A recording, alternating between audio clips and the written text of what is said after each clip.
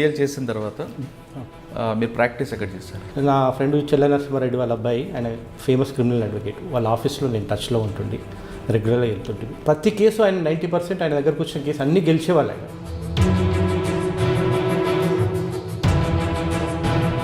మానవతా దృక్పథం చూస్తే ఆయన చేసే నేరం అని తెలిసినా కూడా మీరు అన్నట్టు బాంబ్ బ్లాస్ట్ కేసులో కూడా ఒకవేళ అడ్వకేట్లు ముందర రాకుండా ప్రభుత్వమే అడ్వకేట్ పెట్టి అతన్ని మీరు చేయాలని. విట్నెస్ ప్రొటెక్ట్కి మీరు ఏ విధంగా తీసుకుంటారు? అంటే అతని రక్షణ ఏ విధంగా కల్పిస్తారు? అది ఒక మర్డర్ కేసులో చూశాడు, ఐ విట్నెస్ ఆయనకి 2 భయాలు ఉంటాయి. ఒకటి అవతల వ్యక్తి చంపుతాడని భయం ఉంటుంది, లేదు రెండోది కోర్టు చుట్టూ తిరగలేను అనేది ఒకటి వస్తుంటుంది. ఫస్ట్ విషయంలో అతను కోర్టు చుట్టూ చాలాసార్లు తిరగాల్సిన అవసరం లేదండి, ఒకసారి వస్తే సరిపోతుందండి. రెండో విషయం మీరు అడిగింది అతను భయపడుతున్నాడు అనే విషయం. మీ దగ్గరకు వచ్చిన ఫస్ట్ కేసు అదేంటంటే హస్బెండ్ అండ్ వైఫే సనతలో ఉంటుండే, వాళ్ళ అతనేమో సాఫ్ట్వేర్లో జాబ్ చేస్తుండే, అమ్మాయి కూడా ఇంట్లోనే ఉంటుండే. ఒకటే ఒక రోజు రాత్రి అతను గొంతు నరికి చంపేశాడు. అంటే మీరు 302 చెప్పారు, మీకు ఇంకొక 304B చెప్పండి. అతను ఒక ఎస్పీ గారి కూతురండి ఆమె. వాళ్ళిద్దరు యాక్చువల్లీ బేసికల్గా ఇద్దరు ఇష్టపడ్డారు. తర్వాత పేరెంట్స్ చెప్తే వాళ్ళిద్దరు కలిసి మ్యారేజ్ చేశారు. వితిన్ 1 monthలో అమ్మాయి చనిపోయింది. చనిపోయిందంటే హ్యాంగింగ్ ద్వారా. యాక్చువల్లీ ఆ చనిపోయిన రోజు రాత్రి కూడా ఇద్దరు స్ట్రాంగ్ దొరికారు. ఇన్ని కేసుల్లో ఈయనతోనే ఎక్కువ నాకు. అయితే ఒకటి చాలా ఇంపార్టెంట్ కేసు అండి, హైదరాబాద్ కేసు. ఒక చిన్న అబ్బాయి అయితే ఆ ఊర్లోనే ఒక ఆల్రెడీ సస్పెండ్ అయిన హోంగార్డ్ ఉన్నాయి. సస్పెండ్ అయితే అతను జులాయిగా తిరుగుతున్నాడు కాబట్టి ఈ అబ్బాయిని కిడ్నాప్ చేసి వాళ్ళ ఫాదర్ పేరెంట్స్ నుంచి డబ్బులు వసూలు చేయాలనేది ఉద్దేశం. ఈ విషయం జరిగిన తర్వాత వాళ్ళు ఆ రాత్రి అయిపోతుంటే ఆ పిల్లని ఏం చేయాలో ఇతనికి ఏం అర్థం కాలేదండి. అదే స్కూల్ టై ఉంటుంది, స్కూల్ టై తోటి అతనికి స్ట్రాంగులేషన్ చేసేసి అదే చెరువులో ఒక గన్నెట్ రాయి పెట్టేసి అతన్ని అక్కడ చంపేశాడు. చైతన్యపురి కేసు అండి. యాక్చువల్గా ఒక తాగుబోతు వాళ్ళ హస్బెండ్ అండ్ వైఫ్ వారు రోజు పోతుంటే ఇంటికి పోయి ఏం సంపాదించేవాని వాళ్ళు వైఫ్ కొడుతుండే, వైఫ్ పిల్లలు వాడిని కొడుతుండే. ఓకే,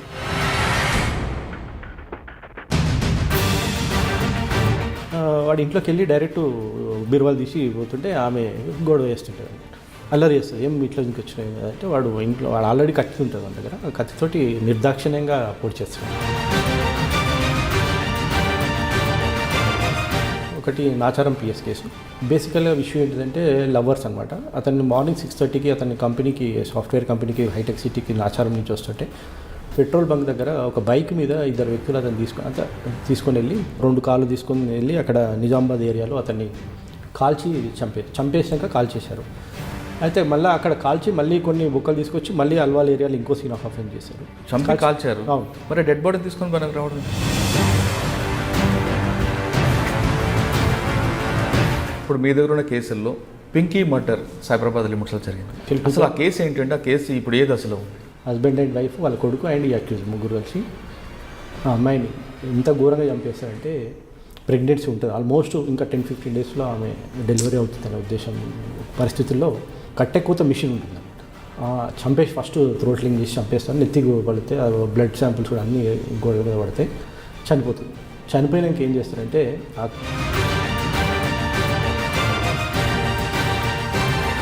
కాలుకుండే మెట్టలు ఒక కాలు బయటికి కనపడితే వాకర్ ఇమీడియట్గా పోలీస్ వాళ్ళకి ఇన్ఫార్మ్ చేస్తే పోలీస్ వాళ్ళు వచ్చి ఆ బ్యాగ్స్ ఓపెన్ చేస్తే అందులో dead body with pieces, cutting pieces తోటి కనబడి.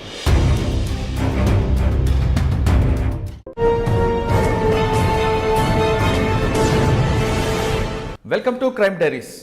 ఈ వారం మన గెస్ట్ హత్య కేసులతో పాటు 304B కేసుల్లో కూడా నిందితులకు శిక్ష పడేలా చేసిన ఓ అడిషనల్ పబ్లిక్ ప్రాసిక్యూటర్. ఆ 21 కన్వెషన్లో 12 లైఫ్ పడ్డాయి.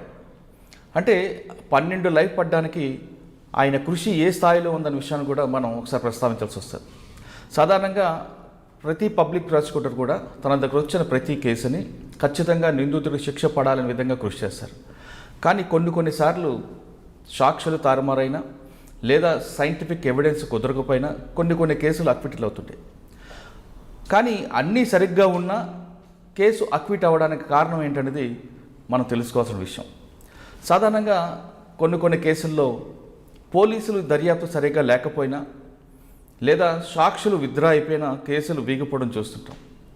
కానీ ఇప్పుడు మనం పరిచయం చేస్తున్న గెస్ట్ పోలీసులు దర్యాప్తు సరిగ్గా లేకపోయినా, సైంటిఫిక్ ఎవిడెన్స్ ఒక్కొక్కసారి సరిగ్గా కుదరకపోయినా ఆ కేసుల్లో నిందితులకు శిక్ష పడేలా చేసిన వ్యక్తి ఈ వారం మన గెస్ట్. పేరు కేవి ప్రసాద్ గారు, అడిషనల్ పబ్లిక్ ప్రాసిక్యూటర్, రంగారెడ్డి జిల్లా కోర్టు. టీవీ ప్రసాద్ గారిని మనం చాలా విషయాలు ఆయన ద్వారా తెలుసుకోవాల్సి వస్తుంది. టీవీ ప్రసాద్ గారు అసలు నల్లకోటు ఎందుకు వేసుకున్న తర్వాత అతను రికార్డులో 21 కన్విక్షన్ ఉంటే కొన్ని అక్విడల్ కనిపిస్తున్నాయి. అక్విడల్ కారణాలు ఏంటి అనే విషయాల్ని ఆయన తెలుసుకున్నాం. ప్రసాద్ గారు నమస్తే. నమస్కారం అండి. టీవీ ప్రసాద్ గారు, అంటే మీ మొత్తం రికార్డు చూస్తుంటే 21 కన్విక్షన్ కనిపిస్తుంది. 302 అవ్వచ్చు, 304B కావచ్చు. కానీ అక్విడల్ కూడా అదే రేషియోలో కనిపిస్తున్నాయి. అవును. ఇక్కడ కొన్ని కేసుల్లో అటు ప్రధానంగా మీతో నేను డిస్కస్ చేయాల్సిన విషయాల్లో ప్రాసిక్యూషన్కి పోలీసుకి మధ్యన గ్యాప్ అనేది ఉందా లేదా, ఒకటి. నెంబర్ 2, ఇన్వెస్టిగేషన్ ప్రాపర్గా జరిగిన తర్వాత కూడా కేసులు ఎందుకు వీగిపోతుంటాయి, అక్విడల్ అవుతుంటాయి? అంటే మీరు చెప్తున్నట్లుగా, కొంతమంది చెప్తున్నట్లుగా సాక్షులు రాకపోవడం వచ్చు. కానీ విక్టిమ్ స్టాండర్డ్ అయిన తర్వాత కూడా సాక్షులు, ఇండిపెండెంట్ సాక్షులు కూడా సరిగ్గా ఉండినా సరే ఎక్విడల్ అవ్వడం కొన్ని కనిపిస్తుంటాయి. మీ వాళ్ళు చెప్పే రీజన్స్లో అవి టెక్నికల్ ఎవిడెన్స్ అవ్వచ్చు, సైంటిఫిక్ ఎవిడెన్స్ మిస్ అవ్వడం అవుతుంటాయి. ఇలాంటివి జరగకుండా ఉండాలంటే ప్రాసిక్యూషన్ ఏ విధంగా పోలీసు వైపు దర్యాప్తు కోరుకుంటుంది? ఎందుకంటే ఒకసారి ఒక నిందితుడు శిక్ష పడతాడు అనే టైంలో అతను అక్విడల్ బయటకు వస్తే ఆ మెసేజ్ సమాజంలో చాలా బ్యాడ్గా వెళ్తుంటుంది. మరికొంతమందికి అదొక ధైర్యం తీసుకొచ్చే అవకాశం ఉంటుంది. ప్రతి నిందితుడికి శిక్ష పడేలా చేయడంలో మీలాంటి ప్రాసిక్యూషన్ కృషి ఉంటే సమాజంలో మెసేజ్ కరెక్ట్గా వెళ్తుంది అనేది పోలీస్ అధికారులే కాదు, మిగతా వాళ్ళు న్యాయ నిపుణులు కూడా చెప్తుంటారు. ఈ ప్రాసిక్యూషన్ కరెక్ట్గా స్ట్రాంగ్గా ఉండాలంటే, ప్రతి కేసుల్లో నిందితుడికి శిక్ష పడాలంటే పోలీసు దర్యాప్తు ఏ విధంగా ఉండాలి, ప్రాసిక్యూషన్ ఏ విధంగా కోరుకుంటుంది, పోలీస్కి ప్రాసిక్యూషన్కి మధ్యన కోఆర్డినేషన్ ఏ విధంగా ఉండాలి అనే ప్రశ్నతో పాటు కొన్నిసార్లు కొంతమంది పబ్లిక్ ప్రాసిక్యూటర్స్ కొంత డిఫెన్స్ అడ్వకేట్లతో ఫ్రెండ్షిప్ ఎక్కువ చేయడం వల్ల బెయిల్స్ వస్తుంటాయని, అందులో కూడా అదొక రీజన్తో కేసులు వీగిపోతుంటాయని కూడా ఒక అపవాదం వినిపిస్తుంటుంది. అది అందులో వాస్తవం ఎంత? అంతేకాకుండా కోర్టుల దగ్గర చూస్తుంటే పబ్లిక్ ప్రాసిక్యూటర్ ఎంత పవర్ఫుల్ ఉంటుందో, అంటే ఒక విక్టిమ్ని కానీ ఒక విట్నెస్ని కానీ ఆయనతో కూర్చొని ఆయన మానిటరింగ్ చేయడం కానీ, ఆయనకి బ్రీఫ్ చేయడంలో వాళ్ళ రోల్ చాలా ఎక్కువ కనిపిస్తుంటుంది. కానీ కోర్టుల దగ్గర మెట్ల కిందనో చెట్ల కిందనో వాళ్ళకి ఒక రూములు, సరిగ్గా ఇన్ఫ్రాస్ట్రక్చర్ లేదు అనేది కూడా కొన్ని దృశ్యాలు కనిపిస్తుంటాయి. అది వాస్తవా కాదా? అంటే ఈ అన్ని ప్రశ్నలకు సమాధానం చెప్పే ముందు టీవీ ప్రసాద్ గారు నల్లకోటు వేసుకొని వెనక కారణం ఏంటి? ముఖ్యంగా మా నాన్నగారికి నేను అడ్వకేట్ కావాలని చాలా ఇష్టంగా ఉండే. అయితే మా నాన్నగారు అన్నదమ్ముల్లో వాళ్ళ అన్నయ్య పెద్ద అయిన ప్రొఫెసరు, రెండో ఆయన హెడ్ మాస్టర్ ఉండే. మా నాన్నని కొద్దిగా తక్కువ చదువుకుండే. ఆ ఉద్దేశంతో మా కొడుకులను బాగా చదివించాలని మా నాన్నగారి కోరిక. కానీ మీ నాన్నగారి కోరిక మేరకు మీరు అడ్వకేట్ అయ్యాను బేసికల్గా. అది తర్వాత ఏంటంటే అడ్వకేట్ అయ్యాక నా డ్రీమ్ ఏంటిదంటే పబ్లిక్ ప్రాసిక్యూటర్ కావాలంటున్నాను. ఎందుకంటే నేను యాక్చువల్గా చాలా కేసెస్లో చూస్తుంటే ఎన్నో కేసెస్ మ్యాక్సిమం సంచలనం సృష్టించేటప్పుడు టీవీలో చూస్తుండేవి, కానీ అవి అక్విటల్గా అవుతుండేవి అనమాట. ఒక పబ్లిక్ ప్రాసిక్యూటర్ అతనే ఏవైతే చాలామంది విక్టిమ్స్కు శిక్ష, వాళ్ళకి న్యాయం చేయగలిగాడనే ఉద్దేశంతో నాకు పబ్లిక్ ప్రాసిక్యూటర్ కావాలి, సమాజానికి అది ఉపయోగపడాలి, న్యాయం చేయాలనే ఉద్దేశంతో నేను పబ్లిక్ ప్రాసిక్యూటర్ అయ్యాను. అది మీరు ఫస్ట్ కోర్టు బిఎల్ చేసిన తర్వాత మీరు ప్రాక్టీస్ ఎక్కడ చేస్తారు? ప్రాక్టీస్ యాక్చువల్లీ నేను ఫస్ట్ ఎల్ఎల్బి చేసేటప్పుడే నా ఫ్రెండ్ చెల్ల నరసింహారెడ్డి వాళ్ళ అబ్బాయి, ఆయన ఫేమస్ క్రిమినల్ అడ్వకేట్, వాళ్ళ ఆఫీస్లో నేను టచ్లో ఉంటుండి రెగ్యులర్గా వెళ్తుంటే, ఆయన అప్పుడు చాలా ఫేమస్ అడ్వకేట్ చెల్ల నరసింహారెడ్డి. అంటే ఆయన దగ్గరకు వచ్చే క్రిమినల్ కేసుల్లో చాలా సంచలనాత్మకమైన కేసులు ఉంటుంది, వాటిని నేను కీన్గా అబ్జర్వ్ చేస్తుండే. ప్రతి కేసు ఆయన 90% ఆయన దగ్గరకు వచ్చిన కేసు అన్నీ గెలిచేవాళ్ళు ఆయన. అంటే అది అక్యూజ్కి అడ్వాంటేజ్ అనే ఉంటుండే. అక్కడ నాకు కొద్దిగా ఆశ్చర్యం వేసేది. ఇంత పెద్ద కేసులు కూడా ఒక న్యాయవాది అనుకుంటే పోలీసులను ప్రాసిక్యూషన్ ఇద్దరు ఓడించి అక్యూజ్కి అడ్వాంటేజ్ చేసే అవకాశం ఉంది కదా అనేది నేను అప్పుడు ఆలోచించాను. అంటే దాని డిఫెన్స్ అంత స్ట్రాంగ్గా ఉండేది. అతను స్ట్రాంగ్, అతను చాలా, అంటే అది ఆయన దృష్టిలో అది ప్రొఫెషన్ అంతే. అంటే అక్యూజ్డ్కి సహకరించాలనే ఇంటెన్షన్ కాదు, అక్యూజ్ బయటపడేది అంతే తప్ప. బట్ ఆ ప్రొఫెషన్, అడ్వకేట్ ప్రొఫెషన్లో ఆయన పర్ఫెక్షన్ ఉండే. అంటే దానికోసం ఆయన కష్టపడేది చూస్తే చాలా అది ఉండేది.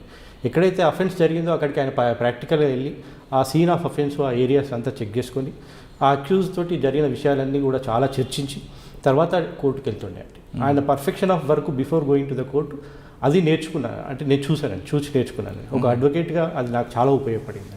అంటే సీన్ ఆఫ్ అఫెన్స్కి చూస్తారు అంటే చూస్తారు తన క్లయింట్ని ఏ విధంగా బయటపడవచ్చునా? అంతే కదండి. వాళ్ళ ఉద్దేశం ప్రొఫెషన్గా అడ్వకేట్గా కావాల్సిందేంది, పడేస్తే కాదు, న్యాయం ఏంటిది అనేది ఆలోచిస్తారు. అతని ఉద్దేశంలో అతని యాంగిల్లో న్యాయం ఏంటిది, నేను నా క్లయింట్కి ఎలా న్యాయం చేయాలి. కానీ ఒక మానవతా దృక్పథం చూస్తే ఆయన చేసే నేరం అని తెలిసినా కూడా అంటే అదే అండి అడ్వకేట్ ప్రొఫెషన్కి ఉన్నది. నా దగ్గర ఒక క్లయింట్ వచ్చాడంటే అతనికి న్యాయం చేయాలంతే. అది మీరు అన్నది దానికి చాలా కారణాలు ఉన్నాయండి. దాన్ని డిస్కషన్లో దానికి లెంతీ ఉంటుంది, అన్ని కోణాలు ఉన్నాయి అందులో. అట్లా ఆలోచిస్తే న్యాయవాది ప్రొఫెషన్గా ఉండలేడండి. యాక్చువల్లీ ఆ ప్రొఫెషనే ఉండదు. మీరు అన్నట్టు బాంబ్ బ్లాస్ట్ కేసులో కూడా ఒకవేళ అడ్వకేట్లు ముందర రాకుండా ప్రభుత్వమే అడ్వకేట్లు పెట్టి అతన్ని మీరు చేయాలని ఒక ప్రొవిజన్ ఉందన్నమాట. లీగల్ సర్వీస్ అథారిటీ వాళ్ళు అపాయింట్ చేస్తారు అడ్వకేట్. అంటే అక్కడ మీరు గవర్నమెంట్ అపాయింట్ చేసింది కదా అడ్వకేటు, ఆ నిందితుడిని తప్పియాలనే ఉద్దేశం రాదు అక్కడ. కానీ అతనికి ఉన్న మన డెమోక్రసీ కాబట్టి అవునండి. ప్రిజనర్స్ కూడా వాళ్ళకు యాక్ట్ ఉందండి, వాళ్ళకి హక్కులు అవన్నీ ఉన్నాయండి. వాళ్ళకి అడ్వకేట్ పెట్టుకునే హక్కు ఉంటుంది, వాళ్ళ కేసు కొట్లాడుకునేడానికి వాళ్ళు ఇష్టమైన అడ్వకేటు, లేకపోతే వాళ్ళకి సాయం చేయడానికి ప్రభుత్వం కోర్టు కూడా ముందరికి వచ్చి వాళ్ళకి అడ్వకేట్ నియమించే అవకాశం. ఓకే, అలాంటప్పుడు మనం అడ్వకేట్ కేవలం విక్టిమ్ని అది అక్యూజ్ని మనం తప్పియడానికి అనే ఆలోచన కరెక్ట్ కాదేమో. ఓకే సార్, మీరు అడ్వకేట్గా స్టార్ట్ అయ్యారు, మీ సీనియర్ దగ్గర చూశారు కొన్ని కేసులు. అసలు మీరు నాన్నగారు కోరిక మేరకు నల్లకోట వేసుకున్నారు, కానీ జనరల్గా మీరు ప్రొఫెషనలా, సర్వీస్ మోటోకి వచ్చారా, లేదా కమర్షియల్ అవుదామని వచ్చారా? నా ఇంటెన్షన్ సర్వీస్ అండి, నా నెసెసిటీ కమర్షియల్. ప్రతి మనిషి బతకాలంటే కొంచెం అవును. సరే, మీరు సర్వీస్ మోటోలోకి వచ్చారు, కొంతకాలం సీనియర్ చేశారు. చేస్తున్న టైంలో అక్కడ లోటుపాట్లు కానీ ఎలాగ ఏ కేసులు అంటే ఇన్వెస్టిగేషన్ పార్ట్ ఏ విధంగా ఎక్కడ ఫెయిల్యూర్ అవుతుందనే విషయాన్ని మీరు ఐడెంటిఫై చేసినట్టారు.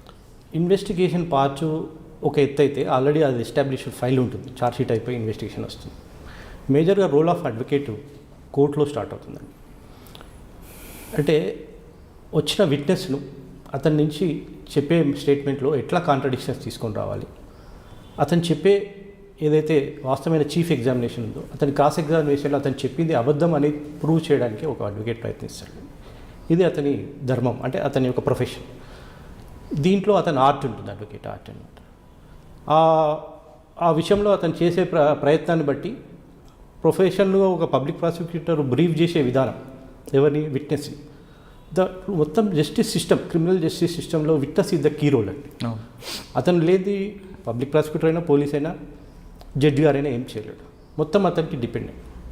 ముఖ్యంగా ఎవిడెన్స్ యాక్ట్లో చాప్టర్ 10లో విట్నెస్ యొక్క ప్రాముఖ్యతను చాలా క్లియర్గా చెప్పారండి. అందులో ఏమంటారంటే విట్నెస్ చీఫ్ ఏంటిది, క్రాస్ ఏంటిది, విట్నెస్ ఏ క్వశ్చన్స్ అడగచ్చు, ఏ క్వశ్చన్స్ అడగొద్దు. విట్నెస్ ఏ క్వశ్చన్స్ అడగరాని క్వశ్చన్లు ఒకవేళ అడ్వకేట్ అడిగినా కానీ కూడా కోర్టు ఆబ్జెక్షన్ చేయొచ్చు. విట్నెస్ హాస్టల్ అయితే దానికి హాస్టల్ అవ్వడానికి కారణం ఒకవేళ తప్పుడు సాక్ష్యం చెప్తే అతనికి పనిష్మెంట్ కూడా ఇవ్వచ్చు. ఇవన్నీ ప్రొవిజన్స్ ఒక విట్నెస్. మనం ఆ విట్నెస్ను మనం చాలా జాగ్రత్తగా మెయింటైన్ చేసుకోవాలి. ముఖ్యంగా విట్నెస్ అనే దాని మీదనే మొత్తం కాన్సన్ట్రేషన్ అండి. చాలా పోలీస్ వాళ్ళు సెలెక్షన్ చేసుకునేటటువంటి విట్నెస్ అతను లిస్ట్ ఆఫ్ విట్నెస్లో ఫ్రేమ్ చేసేటప్పుడే అతన్ని ఒక కాన్ఫిడెన్స్ చూసుకోవాలన్నమాట. Whether this witness will be stand on his own words అన్నమాట. ఏదైతే స్టేట్మెంట్ పోలీస్ వారి ముందర చెప్తున్నారో అది రేపు కోర్టులో సాక్ష్యం చెప్పే వరకు కూడా అతను చేంజ్ కాడు అనేది 100% ఎవరేం చేయలేరు, 90% గెస్ చేసి మాట్లాడాలి అతను. అప్పుడు స్టేట్మెంట్ రికార్డ్ చేసి అతను విట్నెస్గా సైట్ చేయాలి. మేజర్గా 90% విట్నెస్ ఫస్ట్ టైం కోర్టుకు వస్తుంటారు. ఈ కోర్టుకు వచ్చేటప్పుడు చాలామంది ఫస్ట్ టైం కాబట్టి చాలా భయంతో వస్తారు. అక్కడ పబ్లిక్ ప్రాసిక్యూటర్ రోల్ చాలా ముఖ్యం. విట్నెస్ కోర్టుకు ప్రవేశపెట్టే ముందే పబ్లిక్ ప్రాసిక్యూటర్ ఛాంబర్లో పిలిపించి అతనికి ఫస్ట్ కాన్ఫిడెన్స్ క్రియేట్ చేయాలి, ఒక ఎన్విరాన్మెంట్, మంచి ఎన్విరాన్మెంట్ ఇవ్వాలి, అతనికి ధైర్యాన్ని ఇవ్వాలి. ఫస్ట్ అతని చీఫ్లో ఏం చెప్పాలి కొన్ని ఒక పబ్లిక్ ప్రాసిక్యూటర్ యాంటిసిపేట్ చేయాలి. క్రాస్ ఎగ్జామినేషన్లో డిఫెన్స్ అడ్వకేట్ ఏం అడుగుతారు అనేది తెలుసుకొని, అన్నీ చెప్పలేము కానీ మ్యాక్సిమం క్వశ్చన్స్ రిపీట్ అయ్యేటివి ఉంటాయండి, వీటిని మీకు ఇలా సమాధానం చెప్పాలి అని ఒక పబ్లిక్ ప్రాసిక్యూటర్ వాళ్ళు విట్నెస్కి చెప్పాలి. కొన్ని కేసుల్లో విట్నెస్ మీరు అన్నట్లుగా విట్నెస్ని భయపెట్టడానికో లేదంటే కన్ఫ్యూజ్ చేయడానికో డిఫెన్స్ రకరకాల క్వశ్చన్స్ చేస్తుంటారు. దీంతో కొంతమంది భయపడుతుంటారు కదా.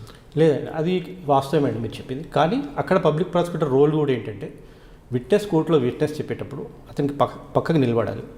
ఇంకోటి భయపడే పరిస్థితులు కనబడ్డప్పుడు మనం అది కేసు చేసి కోర్టు దృష్టికి తీసుకొచ్చి ఇలాంటి క్వశ్చన్ ఈ విధంగా అడగడం విట్నెస్ భయపడుతున్నాడండి, ఈ పద్ధతి భయపెట్టే పద్ధతి మంచిది కాదండి, మీరు డిఫెన్స్ వారికి చెప్పాలండి ఇలాంటి క్వశ్చన్ అడగొద్దని ఒక పబ్లిక్ ప్రాసిక్యూటర్ ఆ టైంలో ఇంటర్వెన్ కావాలి. ఆ ఇంటర్వెన్ అయ్యే సమయంలో ఆటోమేటిక్గా విట్నెస్ కూడా కాన్ఫిడెన్స్ క్రియేట్ అవుతుంది. అది చాలా ఇంపార్టెంట్. కానీ విట్నెస్ ప్రొటెక్ట్కి మీరు ఏ విధంగా తీసుకుంటారండి? అంటే అతని రక్షణ ఏ విధంగా కల్పిస్తారు? అది ఒక మర్డర్ కేసులో చూశాడు, ఐ విట్నెస్ ఆయనే, ఆయనకి రెండు భయాలు ఉంటాయి. ఒకటి అవతల వ్యక్తి చంపుతాడని భయం ఉంటుంది, లేదు రెండోది కోర్టు చుట్టూ తిరగలేను అనేది ఒకటి వస్తుంటుంది. అంటే ఒకప్పుడు కోర్టు చుట్టూ తిరగడం అనేది భయం ఉండేది యాక్చువల్గా సొసైటీలో. కానీ ఇప్పుడు మర్డర్ కేసులో ఒక అడ్వాంటేజ్ ఉందండి. ఒక మర్డర్ కేసు షెడ్యూల్ అనేది ఉంటుందండి. 1 month బిఫోరే మనకి ఏ విట్నెస్ ఏ రోజు రావాలనేది ముందే డిసైడ్ అవుతుందండి. ఆ రోజు డేటు ఆ రోజు టైము విట్నెస్కు ఒక 15 days బిఫోర్ 1 month బిఫోర్ మనం ఆల్రెడీ సర్వ్ చేస్తాం, సమన్ సర్వ్ చేస్తాం. ఫస్ట్ విషయంలో అతను కోర్టు చుట్టూ చాలాసార్లు తిరగాల్సిన అవసరం లేదండి, ఒకసారి వస్తే సరిపోతుందండి. రెండో విషయం మీరు అడిగింది అతను భయపడుతున్నాడు అనే విషయం. భయపడుతున్నాడు అనే విషయం మనకు 2 విధాలుగా చెప్పాలండి. విట్నెస్ చేసే సహాయం కేవలం కోర్టుకు కాదు, కేవలం పోలీసు కాదు, కేవలం పబ్లిక్ ప్రాసిక్యూటర్ కాదు, సమాజానికి సహాయం చేస్తున్నట్టు. అతని వల్ల ఏదైతే అన్యాయం జరిగిందో సొసైటీలో ఆ అన్యాయం మళ్ళీ వేరే వాళ్ళు రిపీట్ చేయకుండా ఉండాలంటే విట్నెస్ నీ యొక్క ప్రాముఖ్యతను అతనికి చెప్పాలి. రెండో విషయంలో మనం కాన్ఫిడెన్స్ క్రియేట్ చేయాలి. ఈ కేసులో నువ్వు కరెక్ట్ సాక్ష్యం చెప్తే ఎవరైతే నువ్వు చంపుతారో లేకపోతే బెదిరిస్తారో అనుకుంటారో అతనికి తప్పకుండా శిక్ష పడుతుంది, అతను జైల్లో నుండి బయటికి రాడు, తర్వాత నీకు ఎలాంటి భయం ఉండదు అనే ఒక కాన్ఫిడెన్స్ మన విట్నెస్ క్రియేట్ చేస్తే ఆ విట్నెస్ సరిగ్గా విట్నెస్ బాక్స్లో కూర్చొని సరైన సాక్ష్యం చెప్పడానికి అవకాశం ఉంటుంది. ఓకే, కానీ విట్నెస్లు ఖర్చులు ఎవరు భరిస్తారండి? విట్నెస్ ఖర్చులు యాక్చువల్గా బేసికల్గా ఒక రూల్ ఉందండి. కోర్టుకు వచ్చినప్పుడు కోర్టు కూడా వాళ్ళకి విట్నెస్ డబ్బులు ఇచ్చే అవకాశం ఒక ఆప్షన్ ఉంది. లేదు కొన్ని సందర్భాల్లో విట్నెస్ వచ్చినాక డిఫెన్స్ లాయర్ నేను ఈరోజు క్రాస్ ఎగ్జామినేషన్ చేయను, నాకు ఇంకో డేట్ కావాలన్నప్పుడు ఆ డిఫెన్స్ అడ్వకేట్స్ తోటి అక్యూజ్ ద్వారా డబ్బులు తీసుకొని విట్నెస్కు డిఫెన్స్ అడ్వకేట్స్ ద్వారా కోర్టు ఇప్పిస్తుంది, ఛార్జెస్ ఇప్పిస్తుంది. ఓకే, ఇంకా మనం ఒకసారి మీ కెరీర్ గురించి వెళ్తే, ఓకే, మీరు ఫస్ట్ అడ్వకేట్ అయిన తర్వాత ప్రాక్టీస్ చేశారు, ప్రాక్టీస్ తర్వాత మీ ఇండిపెండెంట్గా ఎలాంటి కేసులు తీసుకున్నారు? సర్వీస్ మోటో అని మీరు అవునండి. యాక్చువల్గా సర్వీస్ మోటోలో మ్యాక్సిమం ఏంటంటే సజెషన్సే చాలా ఉంటాయండి. చాలా మటుకు నేను ఇంటి దగ్గర ఉన్నప్పుడు నా ఇంటి సరౌండింగ్స్లో వాళ్ళు జరిగిన సమస్యలు సివిల్ జీడిమెట్లు ఉండేవారు కదా? జీడిమెట్లో ఉండండి. జీడిమెట్లో మా నాన్నగారు హెచ్ఎంటీలో పనిచేసేవారు, అక్కడే ఇల్లు కట్టుకొని 25 years జీడిమెట్లో ఉండండి. అప్పుడు నేను ఎన్జిఓ ఆర్గనైజేషన్స్లో కూడా పనిచేశాను. అప్పుడు సొసైటీ మీద కూడా నాకు చాలా అవగాహన, ఎన్నో సమస్యల మీద నేను పోరాడినప్పుడు నాకు పబ్లిక్ తోటి టచ్లో ఉండి నా దగ్గరికి చాలామంది వస్తుండే, కేసుల విషయంలో హెల్ప్ చేస్తుండే, చాలా మటుకు సజెషన్స్ కూడా చేస్తుండే. ఓకే, ఇక్కడ మరి పబ్లిక్ ప్రాసిక్యూటర్గా మీ రోల్ ఎప్పుడు స్టార్ట్? నాకు తెలంగాణ గవర్నమెంట్ వచ్చినాక నేను ఒక ఉద్యమకారునిగా తెలంగాణ మూవ్మెంట్లో పార్టిసిపేట్ చేశానండి. బేసికల్గా మా ఫ్యామిలీ, మా పెద్దనాన్నగారు 69లో చాలా పెద్ద తోట ఆనందరావు గారి ప్రొఫెసర్ ఉస్మానియా యూనివర్సిటీలో, ఆయన ప్రొఫెసర్ జయశంకర్ గారి గురువు అనమాట. యాక్చువల్గా ఆయన దగ్గర మా నాన్నగారు ఏంటంటే ఆయన చదువుకోలేదు కాబట్టి, మా పెద్దనాన్న బాగా ప్రొఫెసర్ కాబట్టి ఆయన దగ్గర ఉంటే వీడు చదువుకుంటారు. మా పెద్దనాన్న దగ్గర రిక్వెస్ట్ చేసి నీ దగ్గర ఉండి చదివి మావాన్ని అని చెప్తే మా పెద్దనాన్నగారు, నేను అక్కడ డిగ్రీ అండ్ LLB వాళ్ళ దగ్గరనే ఉండి నేర్చుకున్నాను. అక్కడ నాకు చాలా మంచి ఎక్స్పోజర్ వచ్చిందండి. మా పెద్దనాన్న దగ్గర ఉండడం, ప్రొఫెసర్లు జయశంకర్, మొత్తం తెలంగాణ ఉద్యమంలో ఉన్న వాళ్ళందరూ 89 to 93 వరకు నేను డిగ్రీ LLB అయ్యే వరకు మా ఇంటికి వచ్చేవారు. కానీ అప్పుడు ఉద్యోగం గురించి దాని గురించి పెద్ద అది లేకుండే, తర్వాత అప్పుడు వాల్యూ ఏంటో తర్వాత తెలిసింది అనమాట. అది నాకు చాలా ఉపయోగపడిందండి ఆ విషయంలో. ఓకే, అంటే ఆ ఉద్యమ నేపథ్యంలో యాక్చువల్లీ నాదేంటంటే పబ్లిక్ ప్రాసిక్యూటర్ 2 ఉంటాయండి. రెగ్యులర్ రిక్రూట్మెంట్ అయింది, tenure public prosecutor. Tenure public prosecutors ఏంటంటే గవర్నమెంట్ రికమెండేషన్ అనమాట. మాది 3 years ఉంటుంది, ఎక్స్టెన్షన్ ఇస్తే ఇంకో 3 years ఉంటుంది, ఇంకా మంచి పర్ఫార్మెన్స్ ఉంటే ఇంకో 3 years కూడా ఉంటుంది. అయితే ఈ విషయంలో అప్పుడు మాకు పోస్టులు పబ్లిక్ ప్రాసిక్యూటర్ అవసరం ఉన్నాయని రంగారెడ్డి కోర్టులో పడ్డాను. అప్పుడు నా కెరియర్ బ్యాక్గ్రౌండ్ నాదంతా అప్లికేషన్ పెట్టుకున్నప్పుడు గవర్నమెంట్ దగ్గరికి వెళ్ళి దాని తర్వాత నేను 2015 మార్చ్లో అపాయింట్ అయ్యాను. ఓకే, 2015 తర్వాత వచ్చిన లోపలికి ఏపీపీగా అంటే నా కోరిక ఒకటి ఉంది, ఆ కోరిక నెరవేర్చుకున్నాను, ఆ డ్రీమ్ క్యాన్సర్. ఓకే, వచ్చిన తర్వాత మంచి కేసుని, అంటే మీ దగ్గరకు వచ్చిన ఫస్ట్ కేసు యాక్చువల్లీ నా కోర్టుకు వచ్చే కేసెస్ 3 రకాలే అండి. కేవలం ఒకటి 302 అఫెన్స్ మర్డర్ కేసెస్, ఒకటి 304B డౌరీ డెత్ కేసెస్, లేకపోతే 395 డెకాయిటీ కేసెస్. ఈ 3 కేసులు నేను నా కోర్టులో చేశానండి ఇప్పటివరకు 5 yearsలో. 5 yearsలో అన్ని కేసెస్లో నేను కన్విక్షన్ తీసుకున్నానండి. ఓకే, ఫస్ట్ కేసు చెప్పండి. ఫస్ట్ కేసు 302 అండి. అది యాక్చువల్లీ సనత్ గారి, అదేంటంటే హస్బెండ్ అండ్ వైఫే. యాక్చువల్లీ అది 7 years అయిపోయింది వాళ్ళ మ్యారేజ్ అయ్యి. వాళ్ళు సనత్లో ఉంటుండే, వాళ్ళ అతనేమో సాఫ్ట్వేర్లో జాబ్ చేస్తుండే, అమ్మాయి కూడా ఇంట్లోనే ఉంటుండే. అయితే వాళ్ళకి తర్వాత డిస్ప్యూట్స్ క్రియేట్ అయినాయి, అమ్మాయి గురించి అనుమానం అలాంటివి ఒకటే. ఒక రోజు రాత్రి అతను గొంతు నిలిపి చంపేసి నెక్స్ట్ డే మార్నింగ్ వరకు ఇంట్లో లేడండి, వెళ్ళిపోయాడు అతను. వెళ్ళిపోతే పక్కింటి వాళ్ళు ఫోన్ చేసి వాళ్ళ అమ్మ నాన్న పిలిపించినాక 302 సెక్షన్స్ పెట్టారు. అది యాక్చువల్లీ కామన్గా మనము 7 years లోపల ఉంటే 304B అయితే, 7 years దాటిన తర్వాత 302 అయితే. కాకపోతే ఏంటంటే మనకు అక్కడ మెడికల్ ఎవిడెన్స్ ఉరేసుకుంది, స్ట్రాంగులేషన్ చేసింది తెలుస్తుందండి. మెడికల్ ఎవిడెన్స్ స్ట్రాంగులేషన్ వచ్చింది కాబట్టి అది 302 వేశారండి. అది పర్ఫెక్ట్ ఎవిడెన్స్, అందరు సపోర్ట్ చేశారు, ఫ్యామిలీ మెంబర్స్, సరౌండింగ్స్ వాళ్ళు. వీళ్ళిద్దరూ ఆ చనిపోయే ముందు ఎలాంటి గొడవలు పడుతుండే అవి. అంటే ఆయన హ్యాంగ్ చేసి వెళ్ళిపోయాడు, స్ట్రాంగులేషన్ చేశారు. ఓకే, స్ట్రాంగులేషన్ చేసిన బట్ట అట్లే ఉండే, అది కూడా రికవర్ అయింది. డాక్టర్ గారు కూడా కాజ్ ఆఫ్ డెత్ స్ట్రాంగులేషన్ చెప్పారు. బిఫోర్ హర్ డెత్ ఆల్సో ఇద్దరికి డిస్ప్యూట్ ఉండే. ముఖ్యంగా ఆ రోజు ఇద్దరు కలిసి రాత్రి వాళ్ళ ఇంట్లో ఉండే, పొద్దుటి వరకు ఆమె చనిపోయిన ఇతను లేడు అనేది ఇది చాలా క్లియర్ కేసుగా ఎస్టాబ్లిష్ అయ్యి అది మర్డర్ కేసు. అంటే విట్నెస్ ఎవరు ఉన్నారండి? విట్నెస్ సరౌండింగ్స్ వాళ్ళు ఫస్ట్ అండి. తర్వాత మనకు కన్ఫెషన్ కూడా చాలా ఇంపార్టెంట్ అండి. కన్ఫెషన్లో అతను లీడ్స్ టు రికవరీ, ఇది ఇంపార్టెంట్. కన్ఫెషన్ కేవలం అతను చెప్పడమే కాదు, అందులో లీడ్స్ టు రికవరీ. దీని ప్రకారం ఆ రోజు రాత్రి ఆ బట్టతో నేను ఆ అమ్మాయిని చెప్పేశాడండి. కన్ఫెషన్ అన్నీ కూడా మనం వాల్యుబుల్ కావనేది కొంతమంది పోలీసుల ముందు భయపడి కూడా చెప్తుంటారు, అలా పోలీసులే భయపెట్టి చెప్పిస్తుంటారు కదా. అది అక్కడ కన్ఫెషన్ రికార్డ్ చేసే పద్ధతిని బట్టి మనం చాలా ఇంపార్టెంట్. ముఖ్యంగా విట్నెస్ ఎవరైతే కన్ఫెషన్ ఇండిపెండెంట్ విట్నెస్ తీసుకుంటామండి, కన్ఫెషన్ పంచెస్ ముఖ్యంగా. ఆ పంచెస్ అనేది చాలా క్రెడిబిలిటీ పర్సన్స్ ఉండాలి, సొసైటీలో కొంత అంత ఉండాలి. ఇంతకుముందు ఏంటంటే మామూలుగా పక్కింటి వాళ్ళను వేరే వాళ్ళని తీసుకొని వస్తుంటే, ఇప్పుడు చాలా మటుకు కేసెస్లో ఒక గవర్నమెంట్ అఫీషియల్ ఎవరైనా కన్ఫెషన్ పంచ్గా ఉంటే అతను చెప్పే విట్నెస్ కోర్టుకు వచ్చినాక ఎప్పుడైతే కన్ఫెషన్ స్టేట్మెంట్ రికార్డ్ చేసిండో, కోర్టులోకి వచ్చి విట్నెస్గా అతన్ని ఎవిడెన్స్ చెప్తున్నాడో, ఇప్పటికీ ఏం చేంజ్ కాకుండా ఉండేందుకు గవర్నమెంట్ ఎంప్లాయీస్ పెడుతున్నారు. ఎందుకంటే ఒకవేళ గవర్నమెంట్ ఎంప్లాయీ ఏదైనా ఆ డిఫరెన్స్ చెప్పాడనుకోండి, అతనికి ఉద్యోగం పోవడానికి ఒక పబ్లిక్ ప్రాసిక్యూటర్ నేను కలెక్టర్ గారికో వారికి గవర్నమెంట్కి రాస్తే ఇతను ఇట్లా తప్పుడు ఎవిడెన్స్ చెప్పాడని చెప్పేసి ఇస్తే అతనికి ఉద్యోగం పోతుంది. అంటే మీరు చెప్తున్న రీజన్లో వీఆర్ఓకి పెడుతున్నారు, మ్యాక్సిమం వీఆర్ఓకి ఆ కేసు డీటెయిల్స్ చెప్తే ఆయన వచ్చి సంతకం పెట్టాలి. అట్లా కాదండి, కన్ఫెషన్ స్టేట్మెంట్ చెప్పడం కాదండి, ఆయన సమక్షంలో జరగాలి కదా. కన్ఫెషన్ ఎలా ఉంటుందంటే, వీఆర్ఓని ఒక పోలీస్ ఆఫీసర్ పిలవాలనుకోండి, కన్సర్న్ ఎంఆర్ఓ వారికి ఒక రిక్వెజిషన్ లెటర్ పెడతారు. ఆ కేసులో ఒక నిందితుని తీసుకొచ్చామండి పోలీస్ స్టేషన్కి.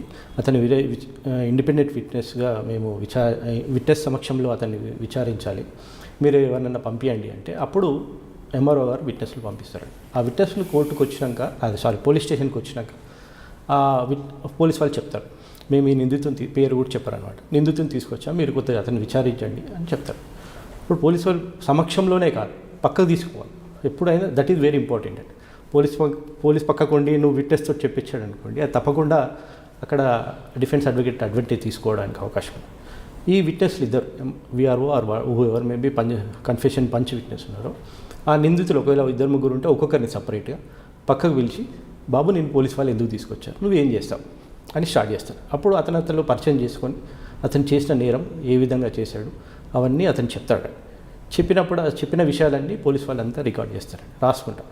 రాసిన తర్వాత ఇద్దరు విట్నెస్లు ప్రతి పేజీ మీద సంతకాలు పెడతారు. ఓకే, అందులో మేజర్గా ఏంటిదంటే ఎప్పుడైతే కన్ఫెషన్లో రికవరీ ఉందో, లీడ్స్ టు రికవరీ, అతను తీసుకుపోయి ఆ నేరస్థలంలో ఏదైనా వస్తువు చాక్ అయినా కానీ ఉపయోగించినటువంటి మెటీరియల్ ఆబ్జెక్ట్ ఉందో అది రికవరీ చేస్తే ఆ కన్ఫెషన్కు వ్యాలిడిటీ ఉంటుంది, ఆ కన్ఫెషన్ ఎవిడెన్షియల్ వాల్యూ ఉంటుంది. ఓకే, ఇదంతా ప్రొసీజర్ ప్రకారం జరిగితే బాగానే ఉంటుంది. అవునండి. కానీ పోలీసుల దగ్గరకు వచ్చేసరికి వాళ్ళకి టైంకి లేక లేదు, పని ఒత్తిడి వల్ల ఇంకా రీజన్ వల్ల ఇదంతా జరగట్లేదు కొన్ని కేసుల్లో. అంటే మీరు అన్నట్లుగా విట్నెస్ని తీసుకొచ్చి ఎంఆర్ఓకి రాసి, ఎంఆర్ఓ ఇచ్చిన వీఆర్ఓ గారి సమక్షంలో వీఆర్ఓ ఎక్యూజ్డ్ మాట్లాడాలి. ఎక్యూజ్డ్కి అడుగుతారు, నువ్వు ఎందుకు వచ్చావు అంటే నేను చేసిన నేరా అని చెప్తారు. కానీ అక్కడే ఒక ప్రొఫెషనల్ ఎక్యూజ్డ్ అనుకోండి, నన్ను పోలీసులు అన్యాయంగా తీసుకొచ్చారు, నాకు ఈ నేరంతో ఎలాంటి సంబంధం లేదని చెప్తాడు. అది స్టేట్మెంట్ అది, కానీ రికార్డులో అది ఉండదు. రేపు పొద్దున కోర్టుకు వచ్చినప్పుడు ఆ విషయం వీఆర్ఓ చెప్తారా? కానీ మీరు చెప్పిన దాంట్లో కొంత ఊహాజనితం ఉందండి. మనం క్లారిటీగా ఆ అక్యూజ్డ్ ఇలానే చెప్పాడని మనం చెప్పలేమండి. మనకు ఓన్లీ ఎవిడెన్స్ ఏంటిదంటే పోలీస్ వాళ్ళు రికార్డ్ చేసి కన్ఫెషన్ స్టేట్మెంట్ ఏది తీసుకొచ్చారో అదే ఎవిడెన్స్ అండి. మీరు చెప్పిన దాని గురించి నేను అది ఎంతవరకు కరెక్ట్ అని నేను మాట్లాడలేను. అంటే కరెక్ట్ అని కాదు, ఇలాంటి కూడా జరుగుతుంటాయి. జరుగుతున్నా అంటే నా ఉద్దేశంలో నాకు ఇప్పుడు నేను ప్రొఫెషన్లో నేను అంటే వచ్చాను. మీకు ఎదురయ్యి ఉండదేమో. నేను అది పోలీస్ స్టేషన్లో నేను ఎవిడెన్స్ కానీ కొన్ని కేసుల్లో విట్నెస్లది ఎక్యూజ్డ్ పార్టీ అంతా కంప్లీట్గా అయిపోయిన తర్వాత వీఆర్ఓని తీసుకొచ్చి సంతకం పెట్టిస్తుంటారని కూడా ఒక అవన్నీ ఆరోపణలే అండి. అవన్నీ నాకు తెలిసి అయితే అలాంటి ఇప్పుడు పోలీస్ వాళ్ళకి కూడా ఒకప్పటి పోలీసింగ్ ఇప్పుడు పోలీసింగ్ కూడా చాలా అంత ఈజీగా లేదండి. కానీ ఎందుకంటే కొంతమంది పోలీస్ అధికారులే చెప్తుంటారు కేసులో మా వాళ్ళు సరిగ్గా ఇన్వెస్టిగేషన్ పార్టీ సరిగ్గా చేయలేదు, వీఆర్ఓ సమక్షంలో జరగలేదు, వీఆర్ఓ సమక్షంలో ప్రాపర్టీ సీజ్ చేయలేదు, అక్కడ కేసులో పోయింది అని కూడా చెప్తుంటారు. అలా చెప్పడం అనేది కూడా కరెక్ట్ కాదేమో. ఎందుకంటే ఒక డ్యూటీ అంటే ఆఫీస్ ఇప్పుడైతే కరెక్ట్గా జరుగుతుందంటారు. తప్పకుండా అండి. ఇప్పుడు తెలంగాణ సరే, గవర్నమెంట్ ఇప్పుడు మీరు చెప్తుంది ఇంట్లో సనత్ నగర్ కేసులో 302 వచ్చింది, అందులో కన్విక్షన్ వచ్చింది, రైట్. నెక్స్ట్ ఇంకొక కేసు చెప్పండి. అంటే మీరు 302 చెప్పారు, మీకు ఇంకొక 304B చెప్పండి. 304B అంటే లేటెస్ట్గా నన్ను స్పెషల్ పబ్లిక్ ప్రాసిక్యూటర్గా అపాయింట్ చేశానండి చందానగర్ పిఎస్లో. అతను ఒక ఎస్పీ గారి కూతురండి ఆమె. అయితే వాళ్ళ హస్బెండ్, ఆ అమ్మాయి వాళ్ళ హస్బెండ్ ఇద్దరు యాక్చువల్లీ ఐబీఎంలో పనిచేస్తుంది, మంచి ఎడ్యుకేటెడ్స్. వాళ్ళిద్దరు యాక్చువల్లీ బేసికల్గా ఇద్దరు ఇష్టపడ్డారు. తర్వాత పేరెంట్స్ చెప్తే వాళ్ళిద్దరు కలిసి మ్యారేజ్ చేశారు. మ్యారేజ్ అప్పుడు 50 lakhs రూపీస్ కట్నం కూడా ఇచ్చారు, డిఫరెంట్ రూపంలో ఇచ్చారు. వితిన్ 1 monthలోనే అమ్మాయి చనిపోయిందండి. వాళ్ళు 1 month లోపటే వాళ్ళు చందనగర్ ఏరియాలో ఒక అపార్ట్మెంట్ తీసుకొని ఇద్దరం కాపురం పెట్టారు. వితిన్ 1 monthలో అమ్మాయి చనిపోయింది. అంటే చనిపోయిందంటే హ్యాంగింగ్ ద్వారా. యాక్చువల్లీ ఆ చనిపోయిన రోజు రాత్రి కూడా ఇద్దరు గొడవ పడ్డారని ఇంటి ఎదురుగా వాళ్ళు రాత్రి వాళ్ళ ఇంట్లో నుంచి అరుపులు వినబడ్డాయి అని చెప్పేసి చెప్పారండి. తర్వాత పొద్దున వరకు ఆమె హ్యాంగింగ్ చేసుకున్నప్పుడు అతను ఇంట్లోనే ఉన్నాడు. అతను కూడా ఫోన్ చేసి మళ్ళీ అంబులెన్స్లో తీసుకెళ్ళాడండి. అక్కడ ముఖ్య విషయం ఏంటంటే ఎప్పుడైనా 304Bలో 3 విషయాలండి. Within 7 years of marriage, demand for dowry, ముంగటి కాజ్ ఆఫ్ అన్యాచురల్ డెత్ గురించి బర్డన్ లైఫ్ అంతా అక్యూజ్డ్ అనమాట. ఎందుకు చనిపోయింది అనే కారణం చాలా క్లియర్ చెప్పి ఈ 3 ప్రాసిక్యూషన్ ప్రూవ్ చేసింది అనుకోండి 304Bలో కన్విక్షన్ పడుతుందండి.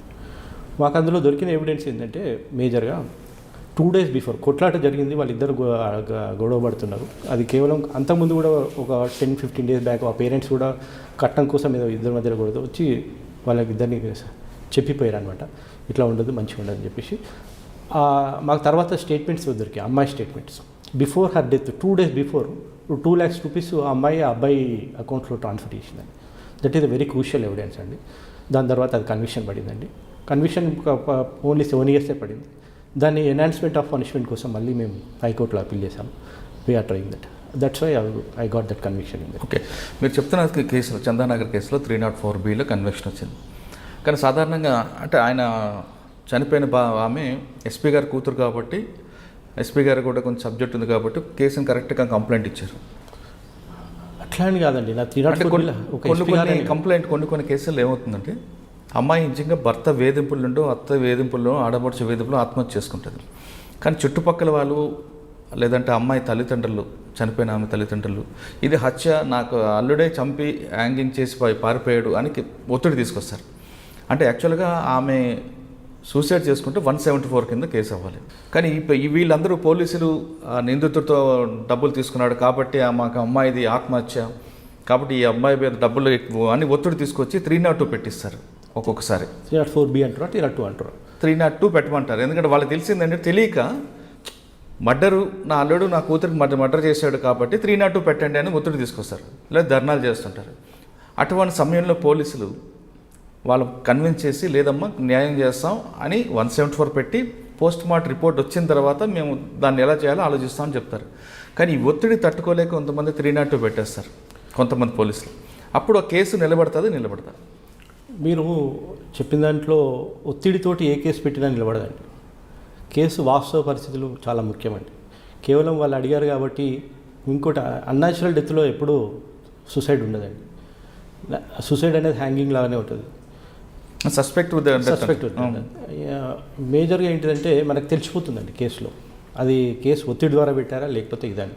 మేజర్గా మనకు మెడికల్ ఎవిడెన్స్ మీరు అన్నట్టు కాజ్ ఆఫ్ డెత్ అనేది చాలా క్లారిటీ వస్తుందండి. సూసైడ్ చేసుకున్నప్పుడు వేరే ఉంటుంది, ఒకవేళ స్ట్రాంగులేషన్ చేసుకుని వేరే ఉంటుంది. అవి చాలా క్లారిటీ వస్తుంది. మనము అంత ఈజీగా మీరు అన్నట్టు ఒత్తిడి ద్వారానే కేసు పెడితే వాళ్ళు గెలుస్తారు. అది ఒత్తిడి ద్వారా పెట్టిన కేసు నిలబడదండి ఎప్పుడైనా. అంటే అటువంటి సమయంలో ఇప్పుడు చందానలో జరిగినట్లుగా అమ్మాయి చనిపోయింది, కానీ చనిపోవడానికి కారకుడు నా అల్లుడు వాళ్ళ కుటుంబ సభ్యులను పెడితే అది ఇంకా బెస్ట్ కదా. అదే అండి పెట్టే 304B పెట్టేదే అదే అండి. ఏంటంటే మా అమ్మాయి డౌరీ హరాస్మెంట్ చేస్తే ఆ ఒత్తిడి తట్టుకోలేక సూసైడ్ చేసుకుంది అనేది 304B అండి. అది ఆ కేసు కాబట్టి ఆ కేసు ద్వారా మనం చెప్పే వేరే వాళ్ళు ఎవరైనా సరే అట్లా జరిగితే 304B అంటే పోలీసులకు ఫ్రీ హ్యాండ్ ఇవ్వాలి ఇక్కడ. వాస్తవ పరిస్థితులు చెప్పాలి. వాస్తవ పరిస్థితి ఏంటంటే చనిపోయింది ఈరోజు సూసైడ్ చేసుకుని. నాకు చనిపోకముందు భార్యాభర్తలు ఎలా ఉండేది, పెళ్ళప్పుడు ఏం కట్నం ఇచ్చాము, పెళ్ళప్పుడు ఏమైనా కట్నం మాట్లాడుకున్న దానికని మనం తక్కువ ఇచ్చామా ఎక్కువ ఇచ్చామా, పెళ్ళైన తర్వాత క్యారెక్టర్ ఏంటిది, అబ్బాయి క్యారెక్టర్ ఏంది, అమ్మాయి క్యారెక్టర్ మీద అబ్బాయి ఏమైనా అనుమానపడి ఏమైనా గొడవలు జరిగాయా, ఏమైనా పంచాయతీ పెట్టారా, ఇద్దరి సమక్షంలో పెద్దల సమక్షంలో ఇలాంటివి కూరాయా, ఇవన్నీ వస్తాయండి క్యారెక్టర్. అంటే మీరు చెప్పింది పెళ్ళి 7 సంవత్సరాల లోపు అయితే 304B అప్లికబుల్ అవుతుంది. అవన్నీ గ్రౌండ్ లెవెల్లో మీరు తీసుకొస్తారు. ఒకవేళ 7 సంవత్సరాలు దాటిందా 306 పెట్టారు అనుకోండి. 306లో అప్పుడు ఏ విధంగా మనం అబెట్మెంట్ అండి. అబెట్మెంట్ అనేది చాలా ఇంపార్టెంట్. ఇది చాలా క్రూషియల్ సెక్షన్ అండి. దీంట్లో అబెట్మెంట్ అనేది ప్రూవ్ చేయడం చాలా కష్టమైన కేసు యాక్చువల్గా. అందులో చాలా డిఫరెంట్ జడ్జిమెంట్స్ మన సుప్రీంకోర్టు వాళ్ళు సైటేషన్స్ చాలా ఉన్నాయి. అది చనిపోవడానికి ప్రోత్సహించిండు అతన్ని చేయబట్టి అతన్ని నువ్వు లేకపోతే అతను ఇప్పుడు ఏమైనా కిరోసిన్ పోసుకుంటా అంటే కాల్చి చచ్చిపో అని ఇతను తీసుకు అగ్గులేసి కాలబెట్టిండు అనేది 306 వస్తుంది. అబెట్మెంట్ అనేది ప్రోత్సహించాలి, నువ్వు చనిపో అని ప్రోత్సహించే విధంగా ఉండాలండి. ఆ అబెట్మెంట్ మనం ప్రూవ్ చేయడం అనేది depends on the situations, evidence మనకు వచ్చిన రికార్డు, ఎవిడెన్స్ మన కోర్టులో చెప్పించే పద్ధతి దాన్ని బట్టి ఉంటుంది. ఓకే, కానీ 306లో నాకు తెలిసి భార్యాభర్తల మధ్యన జరిగినప్పుడు భర్త వేధింపుల్లోనే భార్య చనిపోయింది అని 306 పెడతారు. ఆ కేసులో కూడా కన్విక్షన్లు వస్తాయి. ఓకే, కానీ ఒక ఫైనాన్స్ చేస్తున్న వాడి దగ్గర నుంచి అతను వేధింపులు తట్టుకోలేక నేను ఆత్మహత్య చేసుకున్నానని ఒక మెయిల్ కంప్లైంట్ ఇచ్చాడు అనుకోండి, ఇచ్చినప్పుడు అది కూడా 306కి వస్తుందా? అది అబెట్మెంట్ కిందకి రాదండి. అది బేసికల్గా అబెట్మెంట్ అనేది అతను డెఫినెట్గా డబ్బులు ఇచ్చినవాడు డబ్బులు అడుగుతాడండి. అంత మాత్రం చనిపోయినాడు కాదు. చనిపోవడానికి కారణం ఏంటిదైతే ఇతను ఆ డబ్బులు ఇవ్వలేక తట్టుకోలేక చనిపోయాడు అనేది ఇంపార్టెంట్ అవుతుంది. కాబట్టి అది ఒకవేళ మరొక మనిషి ఒత్తిడికి చనిపోయాడు, ఆత్మహత్య చేసుకున్నాడు అనుకోండి, ఒత్తిడి వేరే. ఒత్తిడి అనేది అతను వేధింపుల నుండే నేను ఆత్మహత్య చేసుకున్నాను సూసైడ్ నోట్ రాసి చనిపోయాడు. అవునండి, అప్పుడు సూసైడ్ నోట్ రాస్తే 306 అయితే బుక్ చేస్తారు సార్. కానీ ఆ కేసులు ఎందుకండి కన్విక్షన్ రావు, చాలా తక్కువ వస్తుంటాయి. సూసైడ్ నోట్ ఏంటిదంటే అతను బేసికల్గా నా దగ్గర ఎవరన్నా నేను డబ్బులు ఇచ్చానండి, మీకు ఇచ్చాను, మీరు నాకు డబ్బులు ఇవ్వమని నేను అడగడం నా బాధ్యత కదా.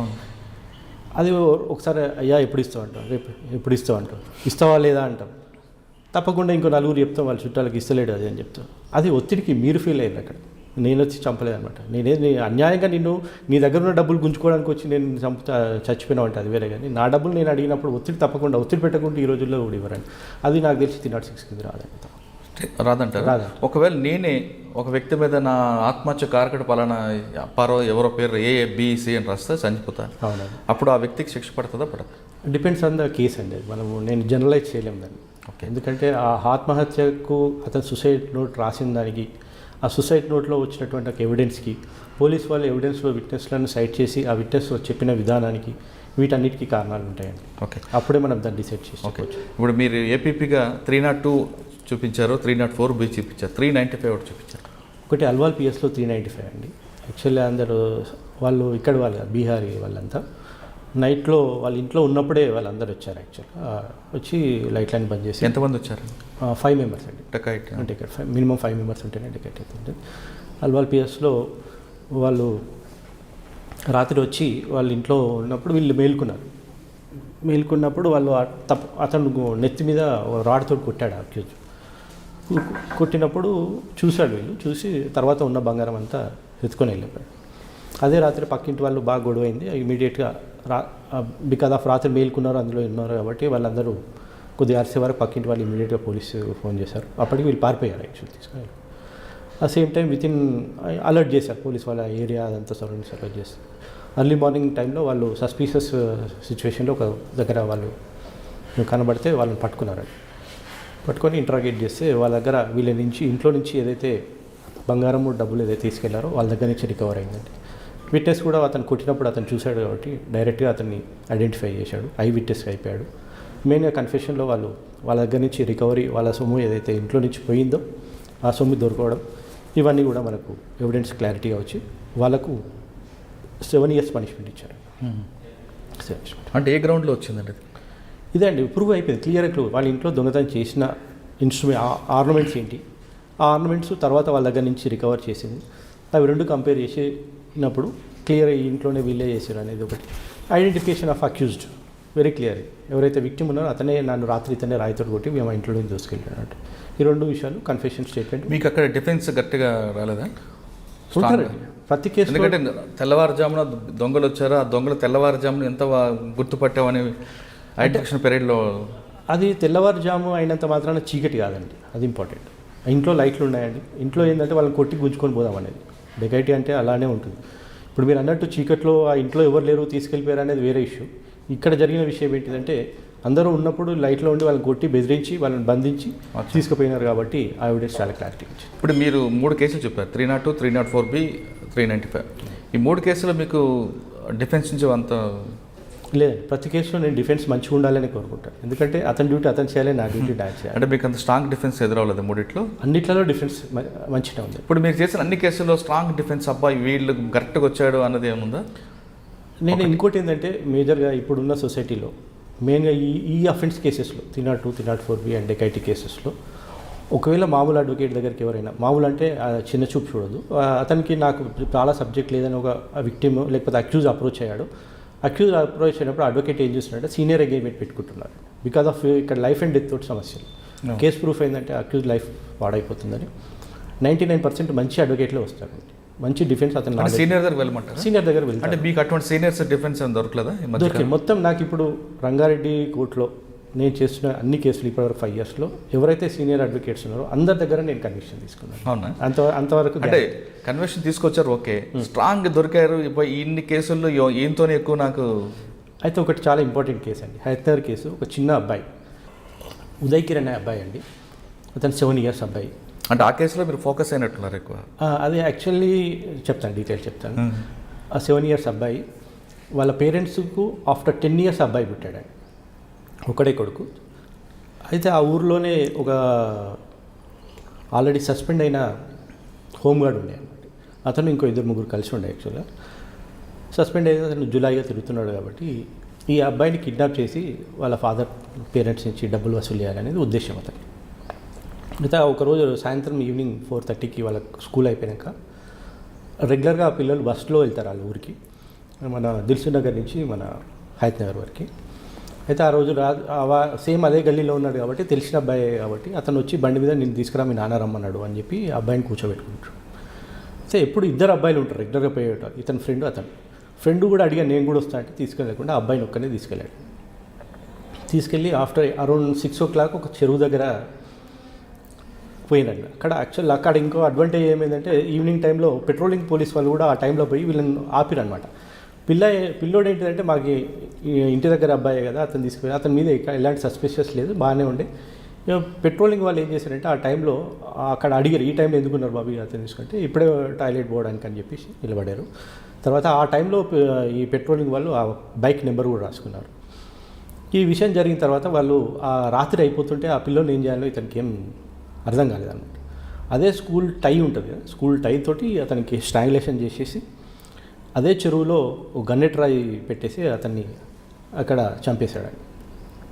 చంపేసిన తర్వాత ఫోన్ చేశారు మీ అబ్బాయిని మేము కిడ్నాప్ చేసినాం పైసలు ఇవ్వాలని చెప్పేసి 8:30, 9 o'clock. వాళ్ళు 9:30కి వాళ్ళు పోయి పోలీసు మిస్సింగ్ కంప్లైంట్ ఇచ్చారు.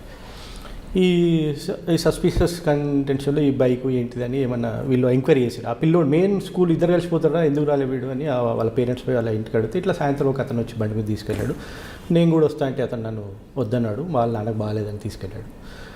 అట్లా జరిగిందంటే అప్పుడు ఆ ఎంక్వైరీ అది చూశారన్నమాట ఎవరు ఏంటిదని. ఇట్లా చూస్తే ఎక్కువ సస్పీషియస్ అంటే ఎర్లీ మార్నింగ్లో అక్యూజ్ను పోలీస్ వాళ్ళు అపరెంట్ చేసి పోలీస్ స్టేషన్ బండి నెంబర్ ఉండే అతను అరెస్ట్ చేసినాక అతనే కన్ఫ్యూజ్ చేశాను, ఇట్లా చంపాను ఇక్కడ వేసాను తీసుకెళ్ళాడంటే అతని ద్వారానే పోలీస్ వాళ్ళు ఆ ప్లేస్ ఆఫ్ అఫెన్స్కి వెళ్ళి ఆ బాడీని రికవర్ చేసి బాడీని తీసి ఆ ఫోటోగ్రాఫ్స్ అప్పుడు మొత్తం ఆ ఏరియాలో 200-300 మంది ఆ ఊరోళ్ళు అందరూ వచ్చారనమాట.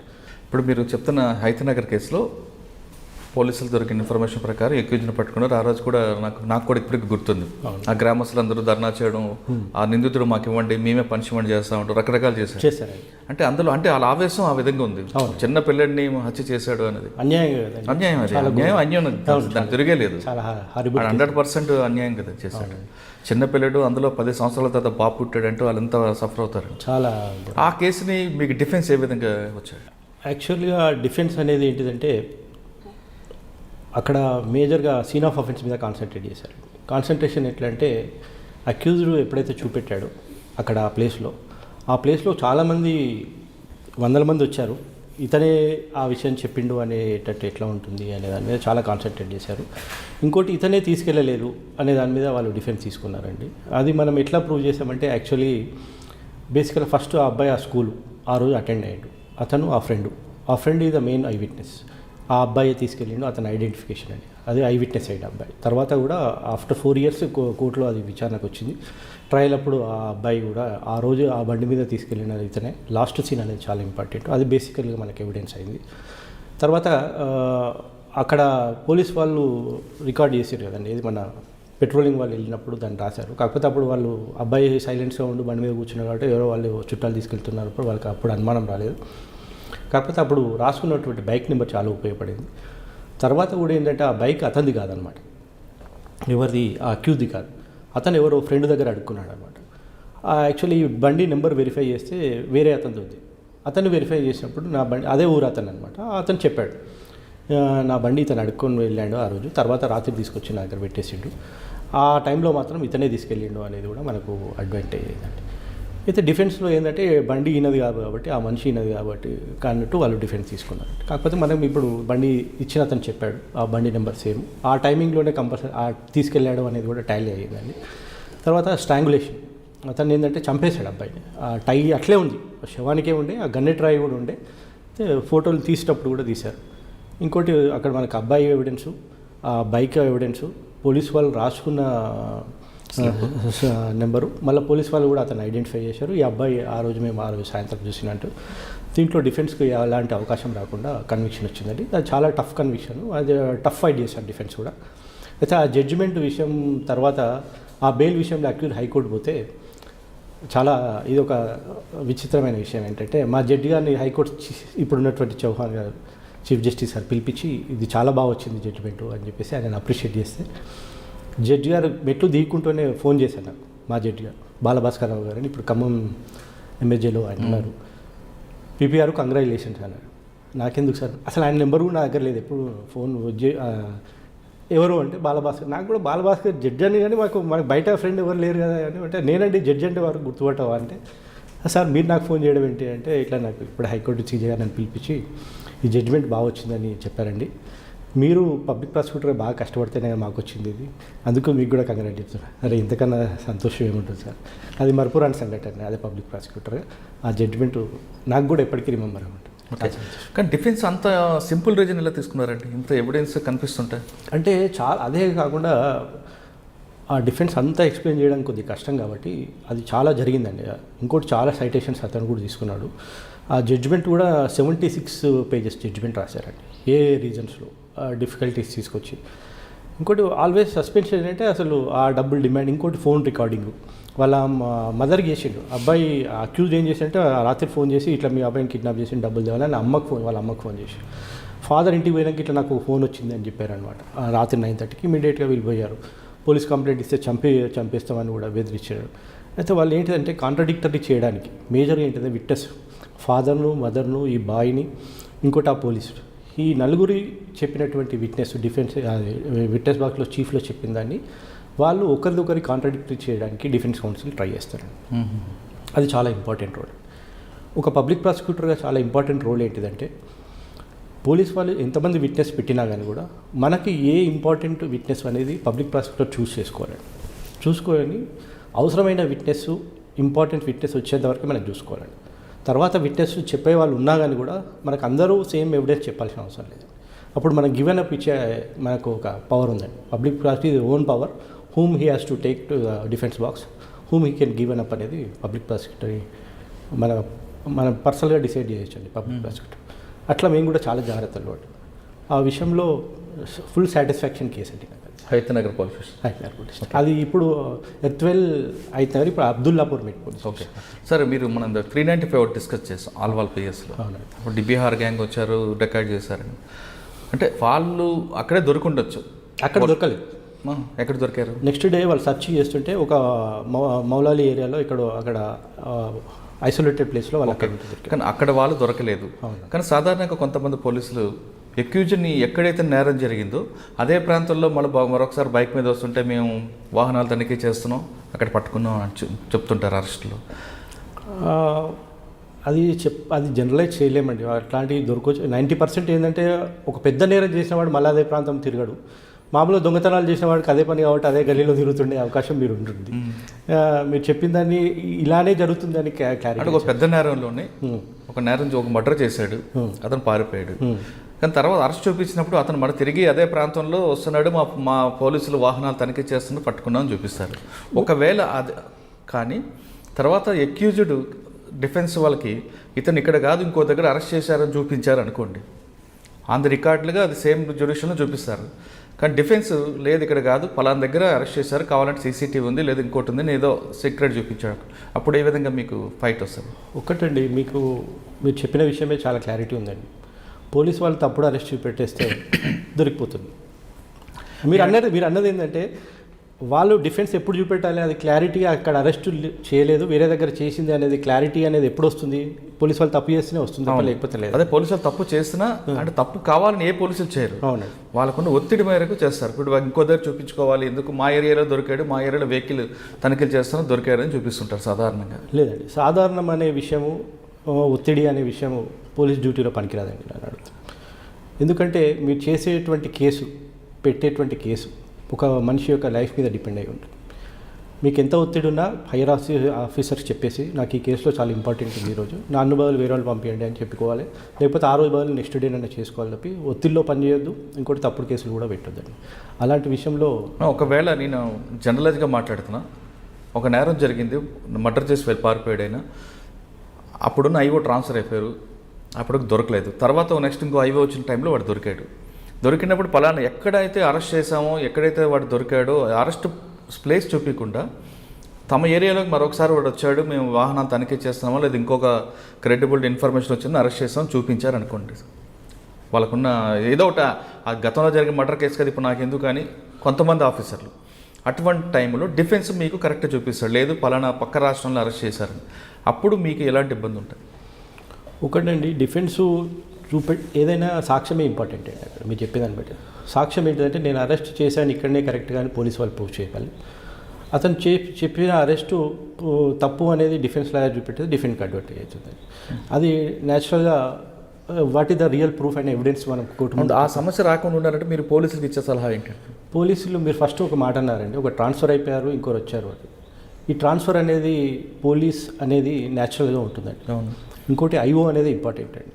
ఐఓ అనేది జాబ్, ఈ ఐఓ చేసినా ఇంకో ఐఓ చేసినా జాబే అండి. అలాంటప్పుడు మీకు ఆల్రెడీ ప్రతి కేసు, ఇప్పుడు ఇతను ఇంకో పోలీస్ స్టేషన్లో ఉన్నప్పుడు ఈ కేసు చేసినప్పుడు కూడా ఏ విధంగానైతే ఈ కేసును చేస్తుంటాడు, ఏ విట్నెస్ ఇంపార్టెంట్, ఏ పంచుల విట్నెస్, ఏ కన్ఫెషన్ ఇంపార్టెంట్, ఏ మెడికల్ ఇంపార్టెంట్, ఏ డిఎన్ఏ ఇంపార్టెంట్, ఏ ఫింగర్ ఇంపార్టెంట్ అనేది ఇట్స్ వెరీ న్యాచురల్ ఉంటుందండి.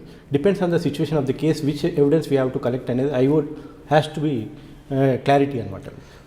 ఐఓ పోయినంత మాత్రాన ఇన్వెస్టిగేషన్లో తప్పు జరిగితే అది ఐఓ తప్పు అవుతుంది. కాబట్టి ఆఫీసర్ వేరే, డ్యూటీ మాత్రం సేమ్, కాబట్టి తప్పకుండా అదే చేయాలి. అంటే అందరూ అలా చేస్తారని అన్నట్లు కొంతమంది, అది మరి నా దృష్టికి అయితే రాలేదండి. ఇంకా మీరు చేసే మంచి కేసులు చెప్పండి. మంచి కేసులు ఒకటి చైతన్యపురి కేసు అండి.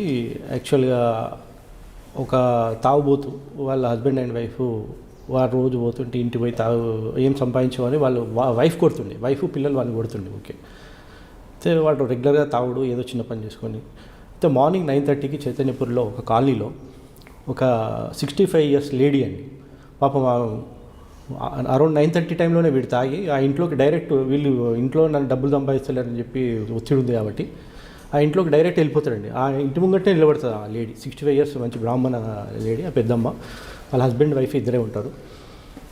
వాడి ఇంట్లోకి వెళ్ళి డైరెక్ట్ బీరువాలు తీసి పోతుంటే ఆమె గొడవ వేస్తుంటుంది అనమాట, అల్లరి చేస్తుంది. ఏం ఇట్లా ఇంక వచ్చినాయి అంటే వాడు ఆల్రెడీ కత్తి ఉంటుంది మన దగ్గర, ఆ కత్తితోటి నిర్దాక్షిణ్యంగా పొడి చేస్తాడండి. అది చాలా సెన్సేషనల్ కేసు అది. అప్పుడే ఆమె అల్లదారి మొత్తం గల్లీ అదంతా వినబడుతుంది. మొత్తం వాడు అక్కడి నుంచి పారిపోతుంటాడు. మొత్తం అప్పుడే పోలీస్ వాళ్ళు అదంతా వస్తారు.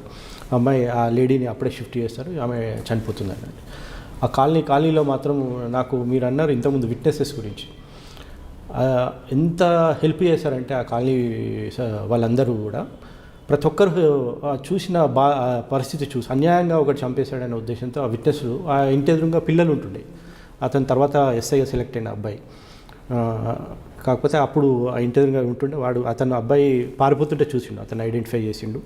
ఇంకోటి ఆ గలీలో వాళ్ళు పోయిన వాళ్ళందరూ కూడా ఇంటి పక్క వాళ్ళు కూడా అందరు చూసారు. సెలెక్ట్ అయింది. అది ఆ ఏరియాలో అప్పుడు చాలా ఘోరమే, అది కన్విక్షన్ వచ్చింది. వాళ్ళు కాలనీ అసోసియేషన్ వాళ్ళు వాళ్ళ చనిపోయిన వాళ్ళ పిల్లలు వాళ్ళందరూ నా దగ్గరకు వచ్చి సార్ మీరు చాలా బాగా చేశారు, ఈ కన్విక్షన్ వచ్చిన ఆనందం చాలా డిఫరెంట్ అండి అది. సార్ మీ కన్విక్షన్ రేట్లతో పాటు అక్విటీలు కూడా అలాగే కనిపిస్తుంది. అంటే మీరు చేసిన కేసులో అక్విటీలు అవ్వడానికి ప్రధాన కారణం ఏమనుకుంటున్నారు? అక్విటల్ అవ్వడానికి ఒక్క కారణం అని చెప్పలేమండి, చాలా రకాలు ఉంటాయి. ఫస్ట్ కారణం ఈ క్రిమినల్ కేసులో ముఖ్యంగా 304B కేసులో నేను చూసింది ఏంటంటే చనిపోయినప్పుడు పెట్టిన కేసు ఎవిడెన్స్ ట్రయల్కి వచ్చే వరకు కాంప్రమైజెస్ ఎక్కువ అవుతాయండి. కాంప్రమైజ్ అయ్యేది ఇక్కడ డైరెక్ట్ కంప్లైంట్ ఫాదరు వాళ్ళ చుట్టాలు ఎవరైనా మాట్లాడుకొని అవి అవుతుంటాయి. ఆ కేసులో మనం ఏం చేయలేము, ఎందుకంటే విక్టిము ఎప్పుడైతే కంటెస్ట్ చేయడానికి ముందుకు రాడో, ఎవిడెన్స్ చెప్పడానికి ముందుకు రాడో ఏ ప్రాసిక్యూషన్ అయినా ఎవరేం చేయలేమండి. అది చాలా ఇంపార్టెంట్. మనం చెప్తాం కాన్సిక్వెన్స్ ఏంటి అది కూడా చెప్తాం అన్నమాట. నేను ముఖ్యంగా యాజ్ ఎ పబ్లిక్ ప్రాసిక్యూటర్ వాళ్ళకు కేవలం డబ్బుల కోసం ఒకవేళ వాళ్ళు కాంప్రమైజ్ అయ్యే ఉద్దేశం నాకు కనబడితే నేనేం అడిగాను, వాళ్ళంతా వాళ్ళు చెప్తే నేనేం చేస్తానంటే ఒక ప్రొఫెషనల్గా ఒక 357A అని మనకు CRPC ఒక బ్రహ్మాండమైన సెక్షన్ అండి. అది ఒక ప్రొఫెషనల్గా నాకు ఇష్టమైన సెక్షన్ అది. దానికి విక్టిమ్కి కాంపెన్సేషన్ ఇప్పించే అధికారం ఉందండి. నేను చెప్తానండి, అమ్మ మీకు తప్పకుండా ఎన్ని డబ్బులు అని చెప్పలేను, నేను మీ కేసు ఇలా జరిగింది. అయితే ఆ సెక్షన్కు 2 అడ్వాంటేజెస్ ఉన్నాయండి. కన్విక్షన్ పడ్డా అక్విటల్ అయినా కాంపెన్సేషన్ మాత్రం ఇవ్వచ్చండి విక్టిమ్కి. ఓకే, ఆ అవకాశం ఉంది. కాబట్టి నేను మ్యాక్సిమం చెప్పేది ఏంటంటే మీరు పైసల కోసం అయితే మాత్రం ఈ కోర్టు ద్వారా మీకు లీగల్ సర్వీస్ అథారిటీకి కోర్టు పంపిస్తుందండి. పంపిస్తే కోర్టు లీగల్ సర్వీస్ అథారిటీలో ఒక కమిటీ ఉంటుందండి. కమిషనర్ గారు, డిస్ట్రిక్ట్ జడ్జి గారు, కలెక్టర్ గారు, ఇంకో అడ్వకేట్ని కూడా మెంబర్ ఉంటారు. వీళ్ళందరూ కలిసి వాళ్ళ capacity of the persons victim యొక్క పరిస్థితిని బట్టి అమౌంట్ డిసైడ్ చేస్తారు. కొన్ని లక్షలు కూడా ఇవ్వచ్చండి దాంట్లో. అది ఆ అవకాశం ఉందండి. అది నేను 3-4 కేసుల్లో నేను ఇప్పించానండి. అది నాకు చాలా సాటిస్ఫాక్షన్ అండి. చాలా అంటే విక్టిమ్ స్టాండర్డ్ అయ్యారు అనుకున్నప్పుడు అప్పుడు కూడా కొన్ని కేసులు విక్టిమ్ హాస్టల్ అయినప్పుడు మనం కేసు గెలవడం కష్టమే అండి. విక్టిమ్ స్టాండర్డ్గా ఉన్నప్పుడు స్టాండర్డ్గా నిల్చుంది అనుకోండి ఆ బాధితురాలు, నాకు అన్యాయం జరిగింది ఖచ్చితంగా శిక్ష పడాల్సిందని, ఆ టైంలో కూడా కొన్ని కేసులు అక్విటల్ అవుతుంటాయి కదా? అవుతుంటాయండి, డిపెండ్స్ ఆన్. అది ఏంటంటే మనకు తెలిసిన విషయాలు ఒక పబ్లిక్ ప్రాసిక్యూటర్గా విట్నెస్కు 161 స్టేట్మెంట్లో ఉన్న ఎవిడెన్స్ మేము బ్రీఫ్ చేస్తామండి. కొన్ని విషయాలు మనకు చెప్పకపోతే, వాళ్ళు 161 అప్పుడు మనకు చెప్పకపోతే, డిఫెన్స్ అడ్వకేట్ వాళ్ళ అక్యూజ్డ్ ఏమైనా చెప్పి ఉంటే అది క్రాస్ ఎగ్జామినేషన్లో చేసినప్పుడు ఈ విక్టిమ్ మనకు తప్పు చెప్పడం, తప్పు కాకుండా ఉన్న విషయాలన్నీ చెప్పకపోవడం వల్ల అక్విడైల్ అయ్యే అవకాశం ఉంటుంది. అలా కాంట్రాడిక్టరీ. ఆ విధంగా ఒక కేసుని చెప్పగలరా?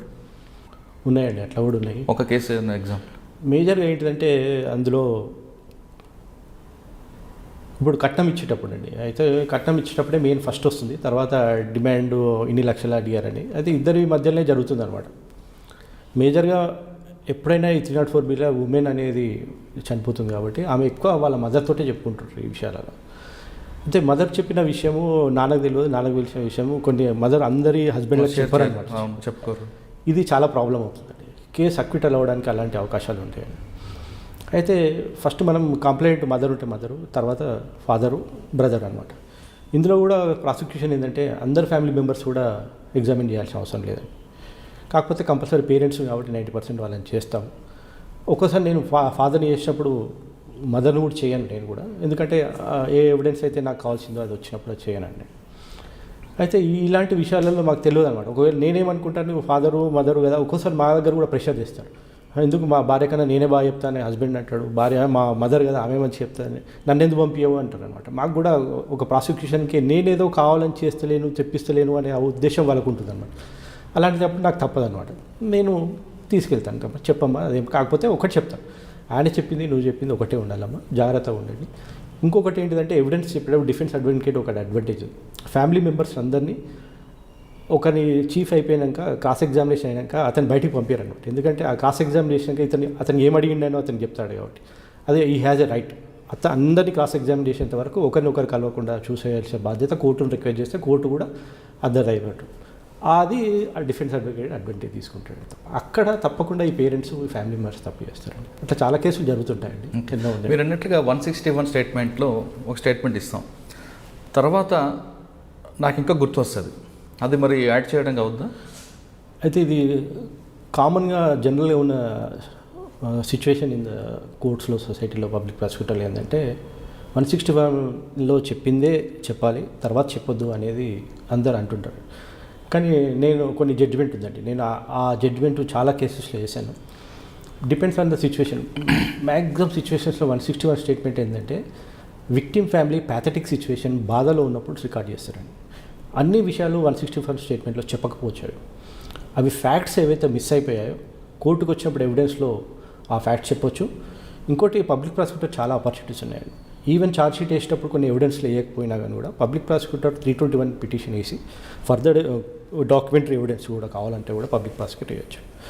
విట్నెస్ కూడా 164 స్టేట్మెంట్లో చెప్పిందే కాకుండా ఎక్స్ట్రా చెప్పినా కూడా how it is relevant to this case, what circumstances they could not tell at the time of regarding the 161 statement అనేది ఒక పబ్లిక్ ప్రాసిక్యూటర్ కోర్టుకు క్లియర్గా ఎక్స్ప్లెయిన్ చేస్తే తప్పకుండా ఆ ఎవిడెన్స్ను కన్సిడర్ చేస్తారు. ఇప్పుడు మీరు చెప్తున్న 304Bలో deceased mother father different statement ఇవ్వడం వల్ల కొన్ని కేసులు అక్విటల్ అవుతాయి, డిఫెన్స్కి అది స్టాండర్డ్ తీసుకుంటాడు. అటువంటి రిపీట్ కాకుండా అంటే పోలీస్ ఏం చేయాలి? పోలీస్ కన్నా ఆ కేసు పెట్టే పేరెంట్స్ చాలా ఇంపార్టెంట్. ఇప్పుడు పోలీస్ వాళ్ళు ఏంటంటే రికార్డ్ చేయడం ఇది చాలా ఈజియెస్ట్. పోలీసులు వాళ్ళు గైడెన్స్ ఇవ్వడం కానీ లేదంటే మీరు చెప్తాను జనరల్ పబ్లిక్ చెప్పండి. పబ్లిక్ చెప్పాలంటే ఏ డౌరీ డెత్లు అయినప్పుడు మీరు స్టేట్మెంట్లో అందరు కలిసి ఏదైతే నిజంగా వాస్తవం జరిగిందో ఫస్ట్ అది ఇంపార్టెంట్. చెప్పేటప్పుడు స్టేట్మెంటు కంప్లైంట్ ఫాదర్ చెప్పింది ఏది, మదర్ చెప్పింది ఏది, బ్రదర్ చెప్పింది ఏంది, వాళ్ళ రిలేటివ్స్ చెప్పేది ఏంటిది, ఇంకోటి మధ్యవర్తులు ఉంటారు, వీళ్ళందరూ చెప్పే దాంట్లో ఎక్కడ డిఫరెన్స్ ఆఫ్ ఒపీనియన్ రావద్దు అనమాట. జరిగిన విషయం వాస్తవంగా ఉండాలి. అమ్మాయి 7 years అనే మ్యారేజ్ కోసం పెద్ద వెడ్డింగ్ కార్డ్ పెట్టినా సరిపోతుంది, అదే పెద్ద డిస్ప్యూట్ కాదు. మేజర్గా dowry harassment soon before her death అనేది చాలా ఇంపార్టెంట్ 304B కేసెస్లో. ఆ హెరాస్మెంట్ను డౌరీ కోసమే చేశాడు అనేది ప్రూవ్ అయ్యే ఏ విషయమైనా కానీ ఈ బాధితులు తప్పకుండా పోలీస్ వాళ్ళు చెప్పాలి. అది రికార్డ్ అయ్యింది సేమ్ అదే వచ్చి కోర్టులో చెప్పాలి. వాళ్ళు చెప్పేది వీరు చెప్పేది వేరే డిఫరెన్స్ ఆఫ్ కాంట్రాడిక్షన్స్ వస్తే కేసు పోవడానికి అవకాశం. కానీ కొన్ని కేసుల్లో 304B కాకుండా అంటే అక్కడ అమ్మాయికి ఎటువంటి పరిస్థితుల్లో అదనపు కట్నం కోసం అది వేధించడు, కానీ ఆయనకి ఇంకా సెక్సువల్ ఇంకా ఇల్లీగల్ యాక్టివిటీ ఉంది, ఆమె కోసం ఈ అమ్మాయిని వేధిస్తున్నాడు. ఆ విధంగా కూడా కొంచెం సూసైడ్ జరుగుతుంటాయి. అప్పుడు ఏ విధంగా చెప్తారు? కానీ కొన్ని పోలీసులు దాన్ని మాత్రం అందులో డౌరీ హెరాస్మెంట్ అని యాడ్ చేస్తారు. డౌరీ హరాస్మెంట్ అనే యాడ్ చేసినా కానీ కూడా అక్కడ హరాస్మెంట్ అనేది ఇంపార్టెంట్. హరాస్మెంట్ కూడా అవకాశం ఉంది. సూన్ బిఫోర్ హర్ డెత్ కూడా హరాస్మెంట్ ఎలా చేశాడు, ఇంకోటి ఇంకో లేడీస్ ఉంది, ఆ ఇద్దరి మధ్యలో వీళ్ళకి గొడవలు అవుతున్నాయి అనేది కూడా ప్రూఫ్ చేయడం కూడా అడ్వాంటేజ్ అవుతుందండి కేసుకు. కానీ డౌరీ హరాస్మెంట్కి ఉండదు కదండి అందులో. డౌరీ అనేది కాకుండా హరాస్మెంట్ కూడా soon before death within 7 years చేస్తే కూడా they can get punishment in 304B అంటే. ఓకే, ఇప్పుడు 304B పక్కన పెడితే ఇప్పుడు 302 వద్దామండి. 302లో అక్విటల్ కేసులు చెప్పండి. అంటే ఇది ఖచ్చితంగా కన్విక్షన్ వస్తుంది అని మీరు అనుకున్న టైంలో అక్విటల్ అవుతుంటే కొంచెం బాధపడతారు. చాలా 2 కేసులు చాలా ఇంపార్టెంట్ కేసు, సెన్సేషనల్ కేసు అండి. ఒకటి Nacharam PS case SC-16 of 2015. ఒక అబ్బాయి, అతను పేరేదో గుర్తులేదు, అతను కిడ్నాప్ చేసి బేసికల్గా విషయం ఏంటిదంటే లవర్స్ అనమాట. అతన్ని మార్నింగ్ 6:30కి అతని కంపెనీకి, సాఫ్ట్వేర్ కంపెనీకి హైటెక్ సిటీకి నాచారం నుంచి వస్తుంటే పెట్రోల్ బంక్ దగ్గర ఒక బైక్ మీద 2 వ్యక్తులు అతను తీసుకొని వెళ్ళి కిడ్నాప్ చేసి ఫస్ట్ అల్వాల్లో కొన్ని రోజులు పెట్టి తర్వాత కార్లో అల్వాల్కి వచ్చి ఇంకో కార్లో 2 కార్లు తీసుకొని వెళ్ళి అక్కడ నిజామాబాద్ ఏరియాలో అతన్ని కాల్చి చంపేసాక కాల్చేశారు. అయితే మళ్ళీ అక్కడ కాల్చి మళ్ళీ కొన్ని బుక్కలు తీసుకొచ్చి మళ్ళీ అల్వాల్ ఏరియాలో ఇంకో సీన్ ఆఫ్ అఫెన్స్ చేశారు. ఎందుకు? వాళ్ళు అంటే భయానికి అనమాట. 2 ప్లేసెస్లో జరిగింది ఆ విషయం. 2 సీన్ ఆఫ్ అఫెన్స్లు వచ్చినాయి అక్కడ. అక్కడ కాల్చారు. మరి డెడ్ బాడీ తీసుకొని మనకు రావడం డెడ్ బాడీ కాదు, బొక్కలు తీసుకొచ్చారు. బొక్కలు ఎందుకు తీసుకొచ్చి అది? ఫ్రేమ్ చేసి అక్కడ పెట్టిరు. అది వచ్చింది, సీన్ ఆఫ్ అఫెన్స్ వచ్చింది అచ్చా. చేసినట్టు. టూ సీన్ ఆఫ్ అఫెన్స్ వచ్చాయి. అక్యూజ్డే 14, సారీ మిస్టేక్. విట్నెస్లు చాలామంది ఉండే. విట్నెస్లు ఎట్లా అంటే వాళ్ళ ఫ్యామిలీ మెంబర్స్. ఇంకోటి ఈ 14 మంది ఎట్లా అంటే వీళ్ళు ఫ్రెండ్స్ అండి. యాక్చువల్లీ అందులో ఒక అమ్మాయి ఉంది. ఈ అమ్మాయికి ఈ చనిపోయిన అతనికి లవ్ అఫేర్ ఉండే. అయితే ఈ చనిపోయిన అతను ఆ అమ్మాయిని రెగ్యులర్గా సెక్సువల్ డిజైర్ కోసం అడుగుతుంటే ఆ అమ్మాయి వాళ్ళ బ్రదర్స్ వాళ్ళకి చెప్తే బ్రదర్స్ వాళ్ళ ఫ్రెండ్స్ అందరు కలిసి ఈ అబ్బాయిని చంపాలని ప్లాన్ చేస్తారు. చంపేశారు. దిస్ ఇస్ ద కేస్ అనమాట. ఇక్కడ చాలా చాలా సైంటిఫిక్ ఎవిడెన్సు, ఇంకోటి ఐఓ ఎవిడెన్సు, ఈ రెండిట్లో చాలా మిస్టేక్ జరిగాయండి. ఆ మిస్టేక్ జరగడం వల్ల కేసు పోయింది. అయితే ఏం మిస్టేక్ జరిగాయని మీరు అడుగుతారు. మేజర్గా ఏంటిదంటే ఇందులో ఈ ఫోన్ లింక్, ఇంతమంది ఫోన్ డేటా కలెక్ట్ చేయలేదు అక్కడ. ఇంకోటి ట్రావెల్ చేసేటప్పుడు ఏదైతే కార్లు యూజ్ చేశారో అవి ఇందులో ఐఓఆర్ అవి పెట్టలేదన్నమాట, రికవర్ చేయలేదు. మూడోది ఏంటంటే కన్ఫెషన్ చేసేటప్పుడు పంచులు 2 times డిఫరెంట్ అక్యూజ్ను అరేంజ్ చేశాను. కొంతమంది 4 ఒకసారి, తర్వాత 4 అట్లా డిఫరెంట్ పంచులను తీసుకొచ్చారు. ఒకసారి విఆర్ఓలు పెట్టారు, అది బాగానే ఉండే. తర్వాత అక్కడ పండ్లు అమ్ముకునే వాళ్ళని తీసుకొచ్చి కన్ఫెషన్ పంచులు పెడితే వాళ్ళు చెప్పలేదండి. It's very clear case, it on record, doesn't matter. అదైంది. తర్వాత డిఎన్ఏ టెస్ట్ అండి. DNA expert has done so many mistakes. ఆ డిపోజిషన్ నేను సిపిఆర్ కూడా పంపించాను. సార్ పోలీస్ వాళ్ళు అంత కరెక్ట్ చేసినా కానీ కూడా డిఎన్ఏ ఎక్స్పర్ట్స్ కూడా కొన్నిసార్లు తప్పులు చేస్తుంటారు. అందులో క్రాస్ ఎగ్జామినేషన్ బాగుండి డిఫెన్స్ అడ్వకేట్ అడిగినప్పుడు యాజ్ ఎక్స్పర్ట్ ఈ షుడ్ బి పర్ఫెక్ట్. సరే మామూలు విట్నెస్లు తప్పు చేశారంటే, ఏదో పనిలోడు తప్పు చేసినాడంటే వేరే, కానీ ఒక డిఎన్ఏ ఎక్స్పర్ట్ తప్పు చేశాడండి. ఏం తప్పు చేశాడు? And procedure of acts taking DNA కోసం చేసుకునే బ్లడ్ శాంపుల్స్ అయినా కానీ, చనిపోయిన బోన్స్ మీద కానీ ఏ విధంగా చేసిన ప్రాసెస్లో చాలా క్లారిటీ అడిగాడండి క్వశ్చన్స్. అతను చాలా నెగ్లిజెంట్ ఆన్సర్స్ ఇచ్చాడు. తప్పులు చేసి కొన్ని రాసిన వర్డింగ్స్ నీకు అర్థమేంటి దీని ఏంటి కూడా అడిగితే కూడా ఎక్స్పర్ట్ చెప్పలేకపోయాడు. అది చాలా ఘోరం అండి. అంటే అలాంటి కేసు కేవలం కొన్ని ఐఓ తప్పులు, కొన్ని డిఎన్ఏ చేసిన ఎక్స్పర్ట్ తప్పుల వల్ల పోవడం అనేది నాకు చాలా బాధపడ్డ కేసు అండి. అదొకటి. అంటే మీరు అది కన్వెక్షన్ వస్తుంది అనుకున్నారా? అనుకున్నానంటే ఈ కాంట్రడిక్షన్స్ వచ్చినప్పుడు డౌట్ వచ్చింది. ఏ స్టాండర్డ్ తీసుకున్నారు అక్కడ? డిఫెన్స్ ఇవే అండి మేజర్గా. ఇంకోటి వాళ్ళు ఈ కన్ఫెషన్ పంచులు ఉంటారు కదండి, మేజర్ ఇంకోటి ఇంపార్టెంట్ అండి. కన్ఫెషన్ పంచులు కూడా వాళ్ళు కూడా మనుషులే, వాళ్ళు లిమిటెడ్. వాడు ఈవెన్ గవర్నమెంట్ ఆఫీసర్ అండి. ఒకరిద్దరు కన్ఫెషన్ అక్యూజ్డ్ కన్ఫెషన్ ఉన్నప్పుడు వాడు తీసుకుపోయిన పద్ధతి, రికవరీ ఏదైతే జరిగిందో అతను చెప్పగలుగుతాడు. ఇప్పుడు విఆర్ఓలు అయినా ఒక 5 కన్ఫెషన్ని 2 విఆర్ఓలే చెప్తారు, 2 విఆర్ఓల సమక్షంలోనే చేస్తారు. కానీ ఒక యాజ్ ఏ పబ్లిక్ ప్రాసిక్యూటర్గా నేను 2 విఆర్ఓలను ఎగ్జామిన్ చేయను. ఒక విఆర్ఓ చేస్తే సరిపోతుంది. మళ్ళీ సేమ్ అక్కడ ఏంటిదంటే కాంట్రడిక్షన్స్ వస్తాయని చెప్పి ఒక్క విఆర్ఓ కరెక్ట్ చెప్పాలంటే ఒక 5 కన్ఫెషన్ స్టేట్మెంటు అది సాధ్యమైన పని కాదు. అన్ని కేసులు కొన్ని విషయాల్లో సాధ్యమైతే, డిపెండ్స్ ఆన్ ద సిచ్యువేషన్. మీకు ఫస్ట్లో నేను అదే అడిగాను. విఆర్ఓలు లేకుండా కొన్ని కేసులు చేస్తుంటారు. విఆర్ఓలు చేస్తే పాపం, ఎందుకంటే ఆ నాలెడ్జ్ విఆర్ఓ గారు తప్పనండి. విఆర్ఓ గారికి తెలియకుండా కూడా వీళ్ళు సంతకాలు పెట్టి పంపించేస్తుంటారు. లేదు మీరు అన్నట్లు పండ్ల వ్యాపారం, లేదంటే పోలీస్ స్టేషన్ పక్కన ఉన్న ఛాయ్ దుకాణం విట్నెస్లు పెట్టిస్తుంటారు. ఈ పాత కేసులో మీరు అన్నట్టు ఛాయ్ దుకాణము, పండ్ల దుకాణం, కానీ ఇప్పుడు ఆల్రెడీ పర్ఫెక్ట్ ఇన్స్ట్రక్షన్స్ ఉన్నాయి. ఇప్పుడు మీరు చెప్పిన నాచారం కేసులో ఐఓ మిస్టేక్స్ని పోలీస్ ఆఫీసర్ వాళ్ళ కమిషనర్కి పంపించారా?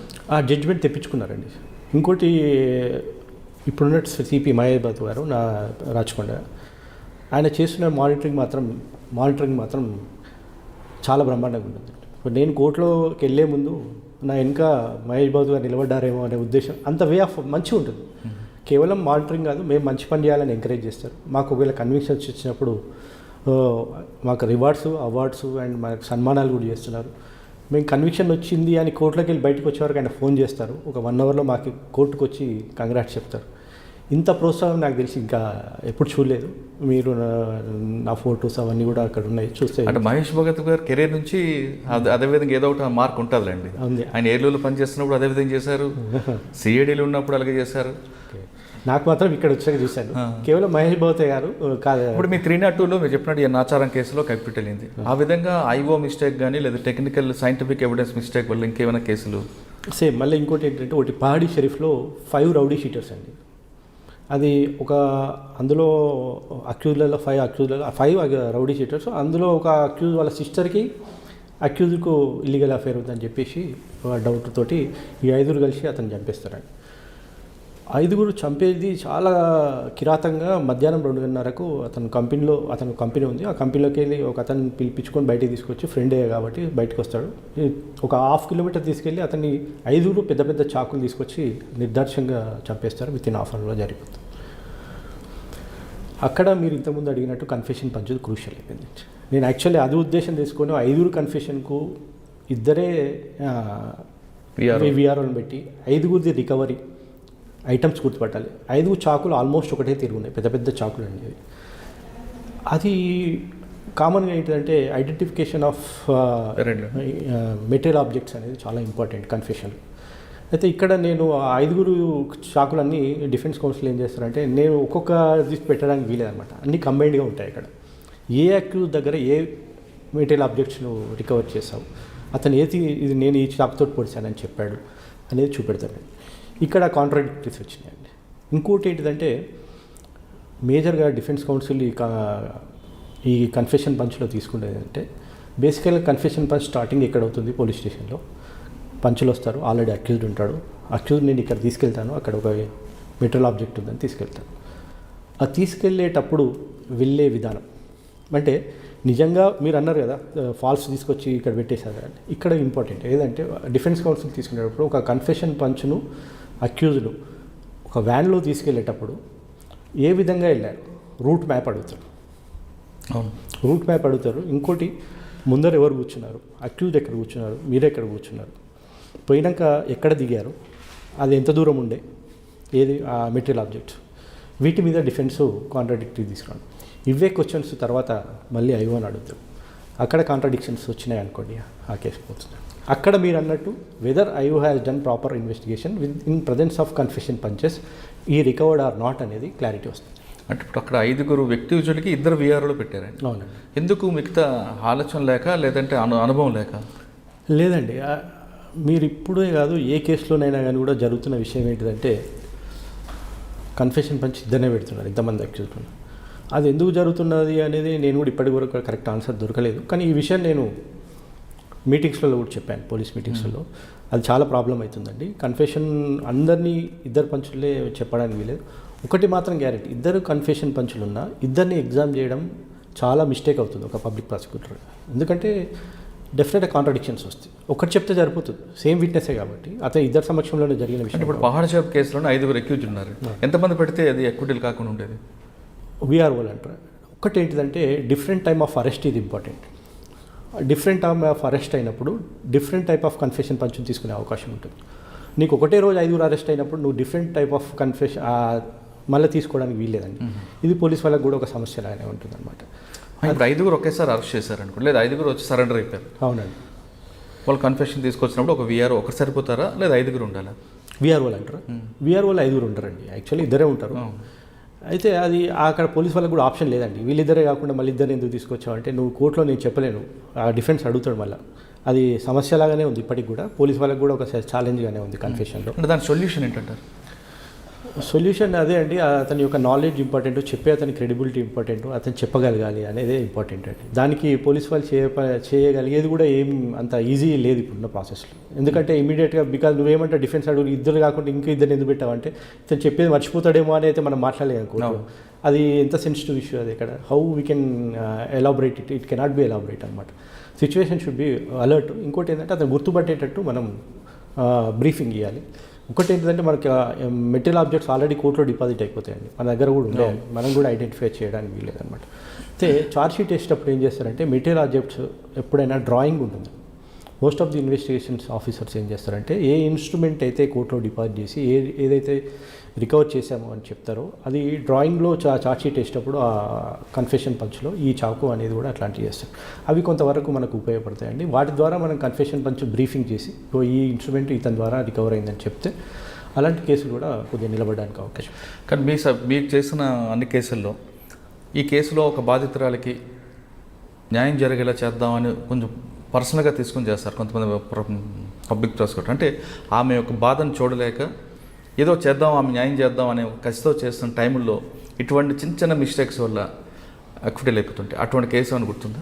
ఒకటండి, నేను ఒకటి బాధ కేసు, ఇంకోటి బాధ కాదు కేసు అని అంటే ప్రతిదీ మీకు ప్రొఫెషనలే కానీ కొంచెం పర్సనల్గా తీసుకుంటారు. పర్సనల్ తీసుకోవద్దండి, పర్సనల్ తీసుకోవడమే తప్పండి. ప్రతిదీ మనము యాజ్ ఎ పబ్లిక్ ప్రాసిక్యూటర్ నా డ్యూటీ ఏందని ఆలోచించాలి. ముఖ్యంగా నేను ఎవిడెన్స్ కోర్టులో ఏ సబ్మిట్ చేస్తున్నా అనేది ఇంపార్టెంట్ తప్ప అక్కడ జడ్జి ఎవరు, అక్యూజ్డ్ ఎవరు, డిఫెన్స్ కౌన్సిల్ ఎవరు అనేది పబ్లిక్ కోర్టు పట్టించుకోవద్దండి. విక్టిమ్ ఎవరన్నది విక్టిమ్ ఎవరు పట్టించుకోవాలి. రికార్డింగ్ ఆఫ్ ఎవిడెన్స్ కరెక్ట్ వస్తుందా లేదా. నేను అడిగింది కూడా విక్టిమ్ గురించి. విక్టిమ్ ఇప్పుడు బాగా పేదవాళ్ళు, అన్యాయం జరిగింది, ఆమెకు ఏదో విధంగా న్యాయం చేద్దాం, ఈ కేసులో ఖచ్చితంగా వాడికి శిక్ష పడేలా చేద్దామని మీకు ఫీల్ అయిన కేసులు కొన్ని ఉంటాయి. అవును, అటువంటి కేసుల్లో అక్టి లేనప్పుడు బాధ అనిపిస్తుంటుంది. అటువంటి కేసు ఏమైనా గుర్తుందా? నాకు వచ్చినటువంటి మాత్రం అలాంటి కేసులు అన్నీ నేను గెలిచానండి. ముఖ్యంగా ఇంకొక విషయం చెప్తాను నేను. ఇక్కడ మీరు అడిగారు కాబట్టి, బాధితురాలు ఎవరంటే కూతురు అనమాట. ఫాదరు వాళ్ళ మదర్ని చంపేసి, విట్నెస్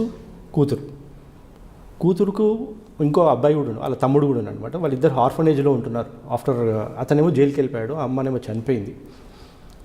అమ్మాయి 3 ఏళ్ళ తర్వాత కూడా మా నాన్న నా ముంగట మా అమ్మని చంపేశాడు, మా నాన్నకి ఎట్లయినా శిక్ష పడాలని అడిగింది.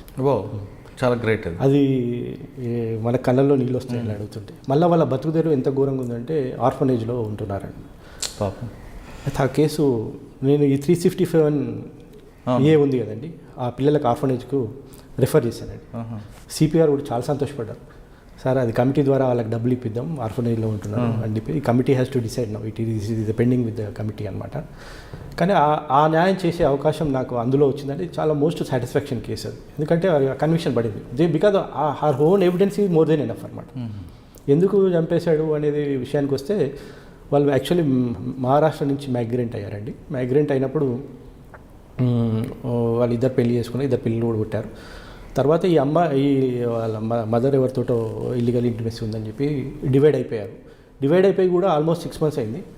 ఏ రోజైతే ఈ ఇన్సిడెంట్ మర్డర్ జరిగిందో ఆ రోజు కూడా కోర్టుకి ఇద్దరు కలిసి వచ్చి మ్యూచువల్ డైవర్స్ తీసుకుందాం అనేది కూడా ఎవిడెన్స్ వచ్చిందనమాట. కాకపోతే ఆ రోజు కోర్టు ఎందుకో అది క్యాన్సిల్ అయిపోయింది. ఇంటికి పోయిండ్రు. మళ్ళీ ఇతను పోయి నువ్వు నాతో ఉండు అని వాళ్ళ అమ్మని అడిగితే, అమ్మ నేను మళ్ళీ నీతో రాను అని చెప్పేసి అప్పుడప్పుడే అతను ఆల్రెడీ చాకు తీసుకొని వచ్చి చాకుతో పడిచేసి ఆ అమ్మాయి ఆ ఇంట్లోనే ఉండే అక్కడే చంపేశాడు. బస్తీవాసులు కూడా చంపి పారిపోతుంటే కూడా చూసి ఐ విట్నెస్లు చెప్పారు.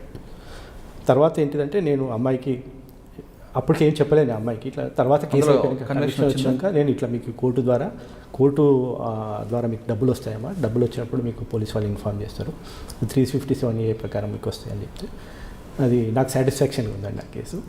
సార్, సైబరాబాద్ పరిధిలో మీరు రాచకొండ ఎక్కువ చూపిస్తున్నారు కదా, సైబరాబాద్లో కూడా మీ కేసులు కనిపిస్తుంటాయి. కుక్కటిపల్లి చేశారు, KPHBలో కూడా కన్విక్షన్ రేట్ ఉంది, సనత్ నగర్ ఉంది. అదేవిధంగా ఇప్పుడు మీ దగ్గర ఉన్న కేసుల్లో పింకీ మర్డర్ సైబరాబాద్ లిమిట్స్లో జరిగింది. అప్పుడు సందీప్ సాండియల్ గారు సిపి అనుకుంటా. అసలు ఆ కేసు ఏంటంటే ఆ కేసు ఇప్పుడు ఏ దశలో ఉంది? యాక్చువల్లీ అది ఒక సెన్సేషనల్ కేసు అండి. నన్ను ఒక స్పెషల్ పబ్లిక్ ప్రాసిక్యూటర్గా నన్ను అపాయింట్ చేశారు అది గవర్నమెంట్, మా డైరెక్ట్ లా ప్రాసిక్యూషన్ గారు. ఆ కేసు ఆల్రెడీ 44 విట్నెస్లు ఎగ్జామిన్ చేశాం. అంటే అసలు కేసు గురించి చెప్పండి ఒకసారి. కేసు యాక్చువల్లీ జరిగింది ఏంటంటే ఒక ప్రెగ్నెంట్ ఉమెన్ అండి. అయితే వాళ్ళు బీహార్లో ఉన్నప్పుడు ఆ హస్బెండ్ అక్కడ వాళ్ళు సెకండ్ మ్యారేజ్, అతనికి సెకండ్ మ్యారేజ్, ఆమెకి సెకండ్ మ్యారేజ్, అతను మ్యారేజ్ చేసుకున్నాడు, అక్కడ కొన్ని రోజులు కాపురం చేసిండు. ఆమె ప్రెగ్నెంట్ అయింది.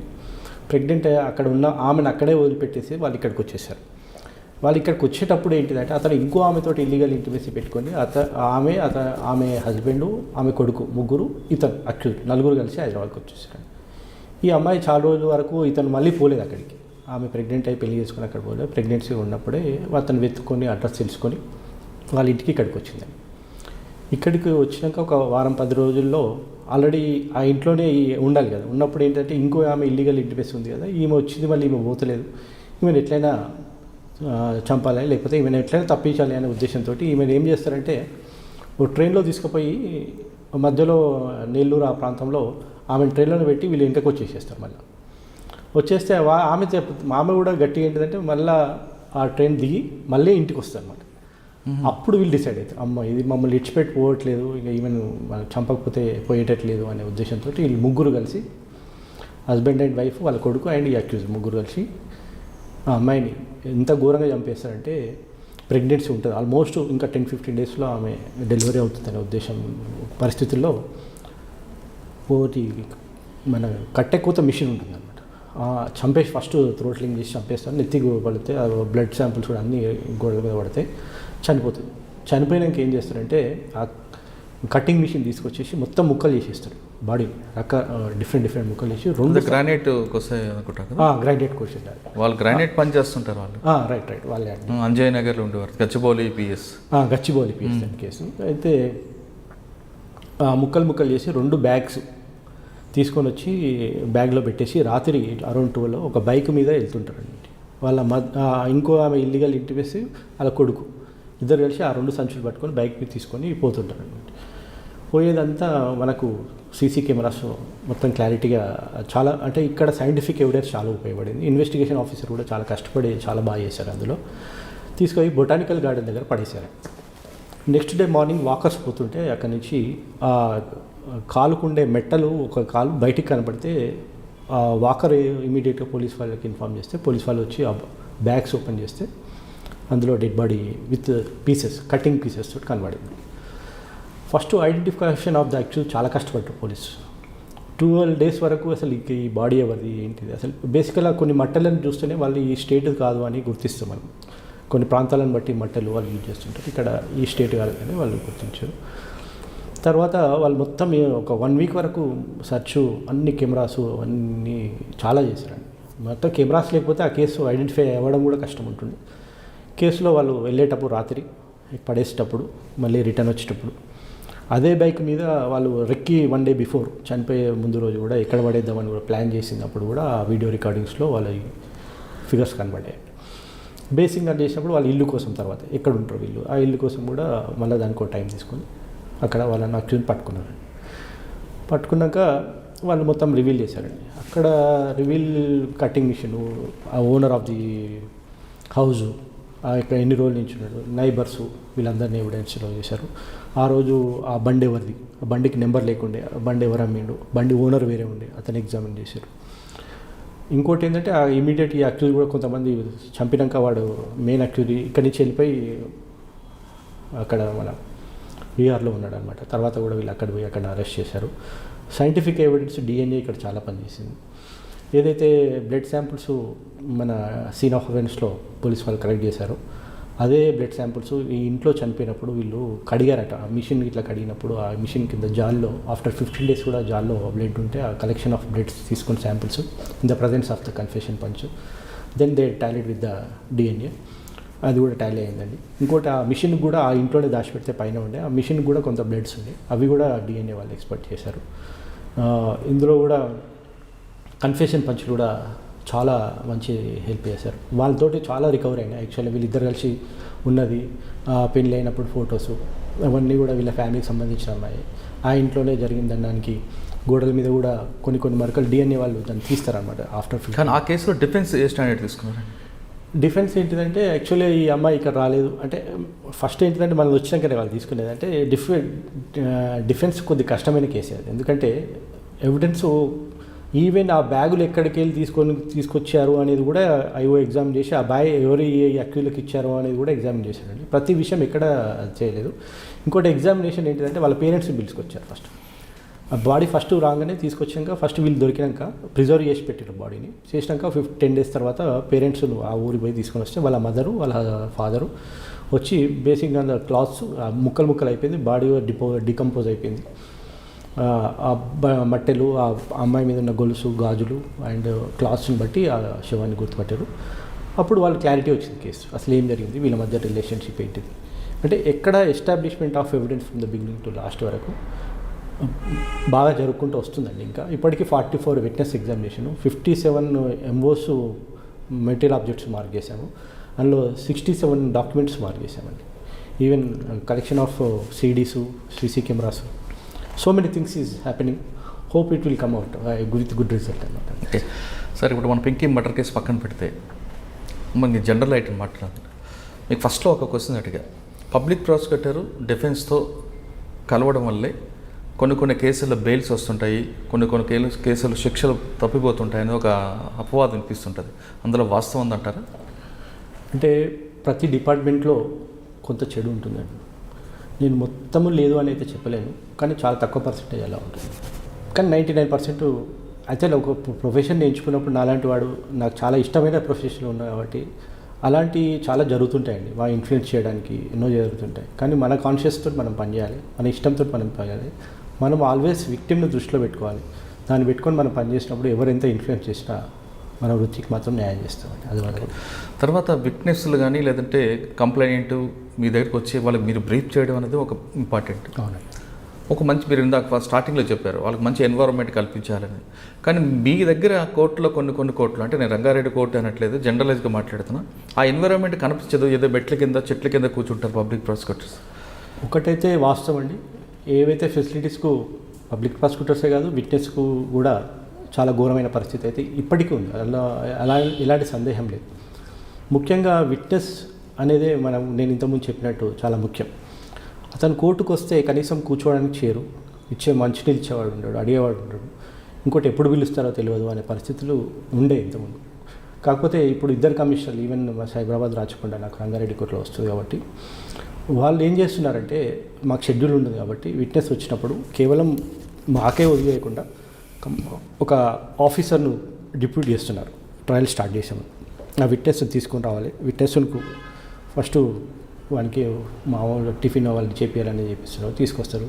బ్రీఫింగ్ కూడా కొంత వాళ్ళని కూడా సపరేట్గా పెట్టారు. Cyberabad commissionerate, Rachakonda commissionerate, officer ASI, minimum SI వాళ్ళు కూడా వస్తుంటారు. Depends on the situation of the కేసుని బట్టి సిఐలు కూడా వస్తుంటారు. ఈవెన్ ఇప్పుడు కొన్ని మర్డర్ కేసులో ఏసీపీ వాళ్ళు కూడా అటెండ్ అవుతున్నారు. బ్రీఫ్ టోటల్ ట్రయల్ అంతా. దాంతో ఏంటంటే విట్నెస్కి చాలా కాన్ఫిడెన్స్ క్రియేట్ అవుతుంది. కొంతమందికి ఫెసిలిటీస్ పోలీస్ వాళ్ళు మాత్రం ప్రొవైడ్ చేస్తున్నారు, కానీ విట్నెస్కు ఫెసిలిటీస్ ప్రొవైడ్ చేసిన బాధ్యత జ్యుడిషియరీ. అతను కోర్టుకు వస్తున్నాడు కాబట్టి మన ఇన్వాల్వ్మెంట్ ఉండదు. బేసికల్గా పోలీసు వాళ్ళే తీసుకొచ్చి చెప్పిస్తున్నారనే ఉద్దేశం ఉండొద్దు అనమాట. అది ఉండకపోతే, కాకపోతే ఏంటంటే విట్నెస్ను సమన్స్ తీసుకొచ్చి విట్నెస్ కోర్టులో ప్రొడ్యూస్ చేయడం మాత్రం పోలీస్ బాధ్యత కాబట్టి ఈ బాధ్యతను కూడా పోలీస్ వాళ్ళు ప్రాసిక్యూటర్స్కి మేము కూడా తీసుకొని వచ్చి వాళ్ళకి కొన్ని ప్రొవైడ్ చేస్తున్నాం. లంచ్ అయినా కానీ, టిఫిన్ అయినా కానీ, ఫస్ట్ ఎన్విరాన్మెంట్ కూర్చోబెట్టి వాళ్ళకు ప్రశాంతంగా వాళ్ళు, ఎందుకంటే ఇది చాలా ఇంపార్టెంట్. ఎందుకంటే మేము చెప్పేది అతను విట్నెస్ చెప్పేదానికన్నా డిఫెన్స్ అడ్వకేట్ దాన్ని కూడా మేము ప్రిపేర్ చేయాలి, అతను మెంటలీ ప్రిపేర్ చేయాలి. మీరు అన్నట్టు థ్రెటనింగ్ ఉంటుంది, ఇన్ఫ్లుయెన్స్ ఉంటుంది, వాటి నుంచి కూడా ఒక విట్నెస్ను బ్రీఫింగ్ చేయడం అనేది ఒక పెద్ద challenging for the public prosecutor. అది చాలా ఇంపార్టెంట్. అది కరెక్ట్ చేసినప్పుడే పబ్లిక్ ప్రాసిక్యూటర్ కరెక్ట్గా కేసును వాదించగలరు. ఓకే సార్, తెలంగాణ స్టేట్లో పక్కన పెడితే కొన్ని స్టేట్లో ప్రాసిక్యూషన్కి పోలీస్కి మధ్యన ఒక గ్యాప్ అన్నది కనిపిస్తుంటుందండి. అది అంటే ఆ గ్యాప్ ఉండడం వల్ల కేసులు వీగిపోతుంటాయని కూడా వాస్తవమా కాదు?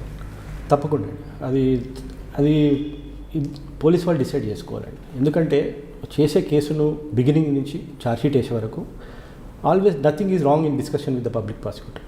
అది ఆ సెక్షన్ ఇది పెడుతున్నాము, ఈ విట్నెస్ మేము కలెక్ట్ చేస్తున్నాము, మీ కన్ఫెషన్ ఇది తీసుకుంటున్నాము, ఇందులో ఈ రికవరీ పెడుతున్నాము, ఈ సీన్ ఆఫ్ అఫెన్స్ ఇట్లా చేసాము, ఇందులో ఇంక్వెస్ట్ రిపోర్ట్ వచ్చింది, ఇందులో ఫింగర్ ప్రింట్స్ ఇట్లా వచ్చాయి, ఈ సెక్షన్స్ ఇవి పెడుతున్నాము, ఇట్లా డ్రాఫ్ట్ చేసాము, ఇవన్నీ డ్రాఫ్ట్ ఛార్జ్షీట్ ఫైనల్ చేసే ముందైనా ప్రతి సిచ్యువేషన్లో కూడా they can take opinion from the coordination with the public prosecutor. Then only that case will be perfection అండి. అది మీరు ఆ గ్యాప్ ఉన్నప్పుడు డెఫినెట్గా ఇంతో డెఫినెట్గా గ్యాప్ ఉంటుందండి.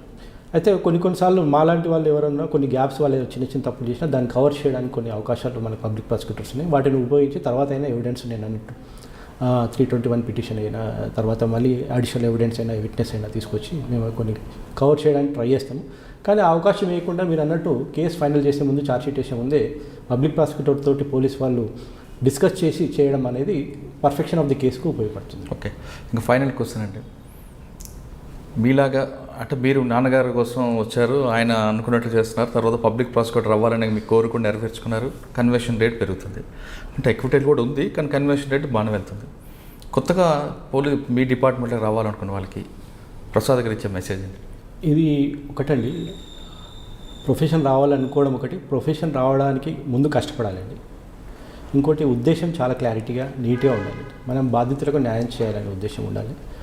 ఒక ఇష్టంతో రావాలండి, కేవలం నాకు ఉద్యోగం కోసం అనేది రాకుండా. ఇది మాత్రం చాలా కొంతమంది బతుకు మీద ఆధారపడి ఉంటే లైఫ్ అండ్ డెత్ క్వశ్చన్ ఉంటుంది కాబట్టి ప్రొఫెషన్ను ఇష్టపడి రావాలి, కష్టపడి చేయాలి, నమ్మకంతో చేయాలి, మంచి పేరు తెచ్చుకోవాలి. కానీ కేవలం పబ్లిక్ ప్రాసిక్యూటర్ జాబ్ కోసం రావడం మాత్రం నేను సజెస్ట్ చేయాలండి. ఓకే, ఇష్టపడి రండి, కష్టపడండి, తర్వాత మీరు ఆనందపడతారంటున్నారు ప్రసాద్ గారు. ఖచ్చితంగా బాధితులకు న్యాయం చేయాలనుకుంటే, ప్రజలకు సేవ చేయాలనుకున్నా, లేదు ఎక్కడైతే న్యాయం జరగట్లేదని భావిస్తున్న వాళ్ళకి న్యాయం చేసి అందులో ఉన్న గౌరవాన్ని వాళ్ళకి ప్రసాదిస్తే ఖచ్చితంగా ఈ డిపార్ట్మెంట్కి మించింది మరొకటి లేదంటూ ప్రసాద్ గారు సూచిస్తున్నారు. ఇది ఈ వారం ప్రసాద్ గారితో ఎక్సలెంట్ ఇంటర్వ్యూ. వచ్చే వారం మరో గెస్ట్తో మళ్ళీ కలుద్దాం. అంతవరకు నమస్కారం. Hello, this is Renu Desai. Please subscribe to iDream. Subscribe iDream. Please subscribe iDream. Please subscribe to iDream. For more videos, subscribe iDream. Hi, this is Revati Chaudhary. For more videos, please subscribe iDream. For more videos, please subscribe iDream. మీరందరూ కూడా iDream ఛానల్ని subscribe చేయాలని కోరుకుంటున్నాను. I'm Sucharita, Home Minister of Andhra Pradesh. For more videos, subscribe iDreams.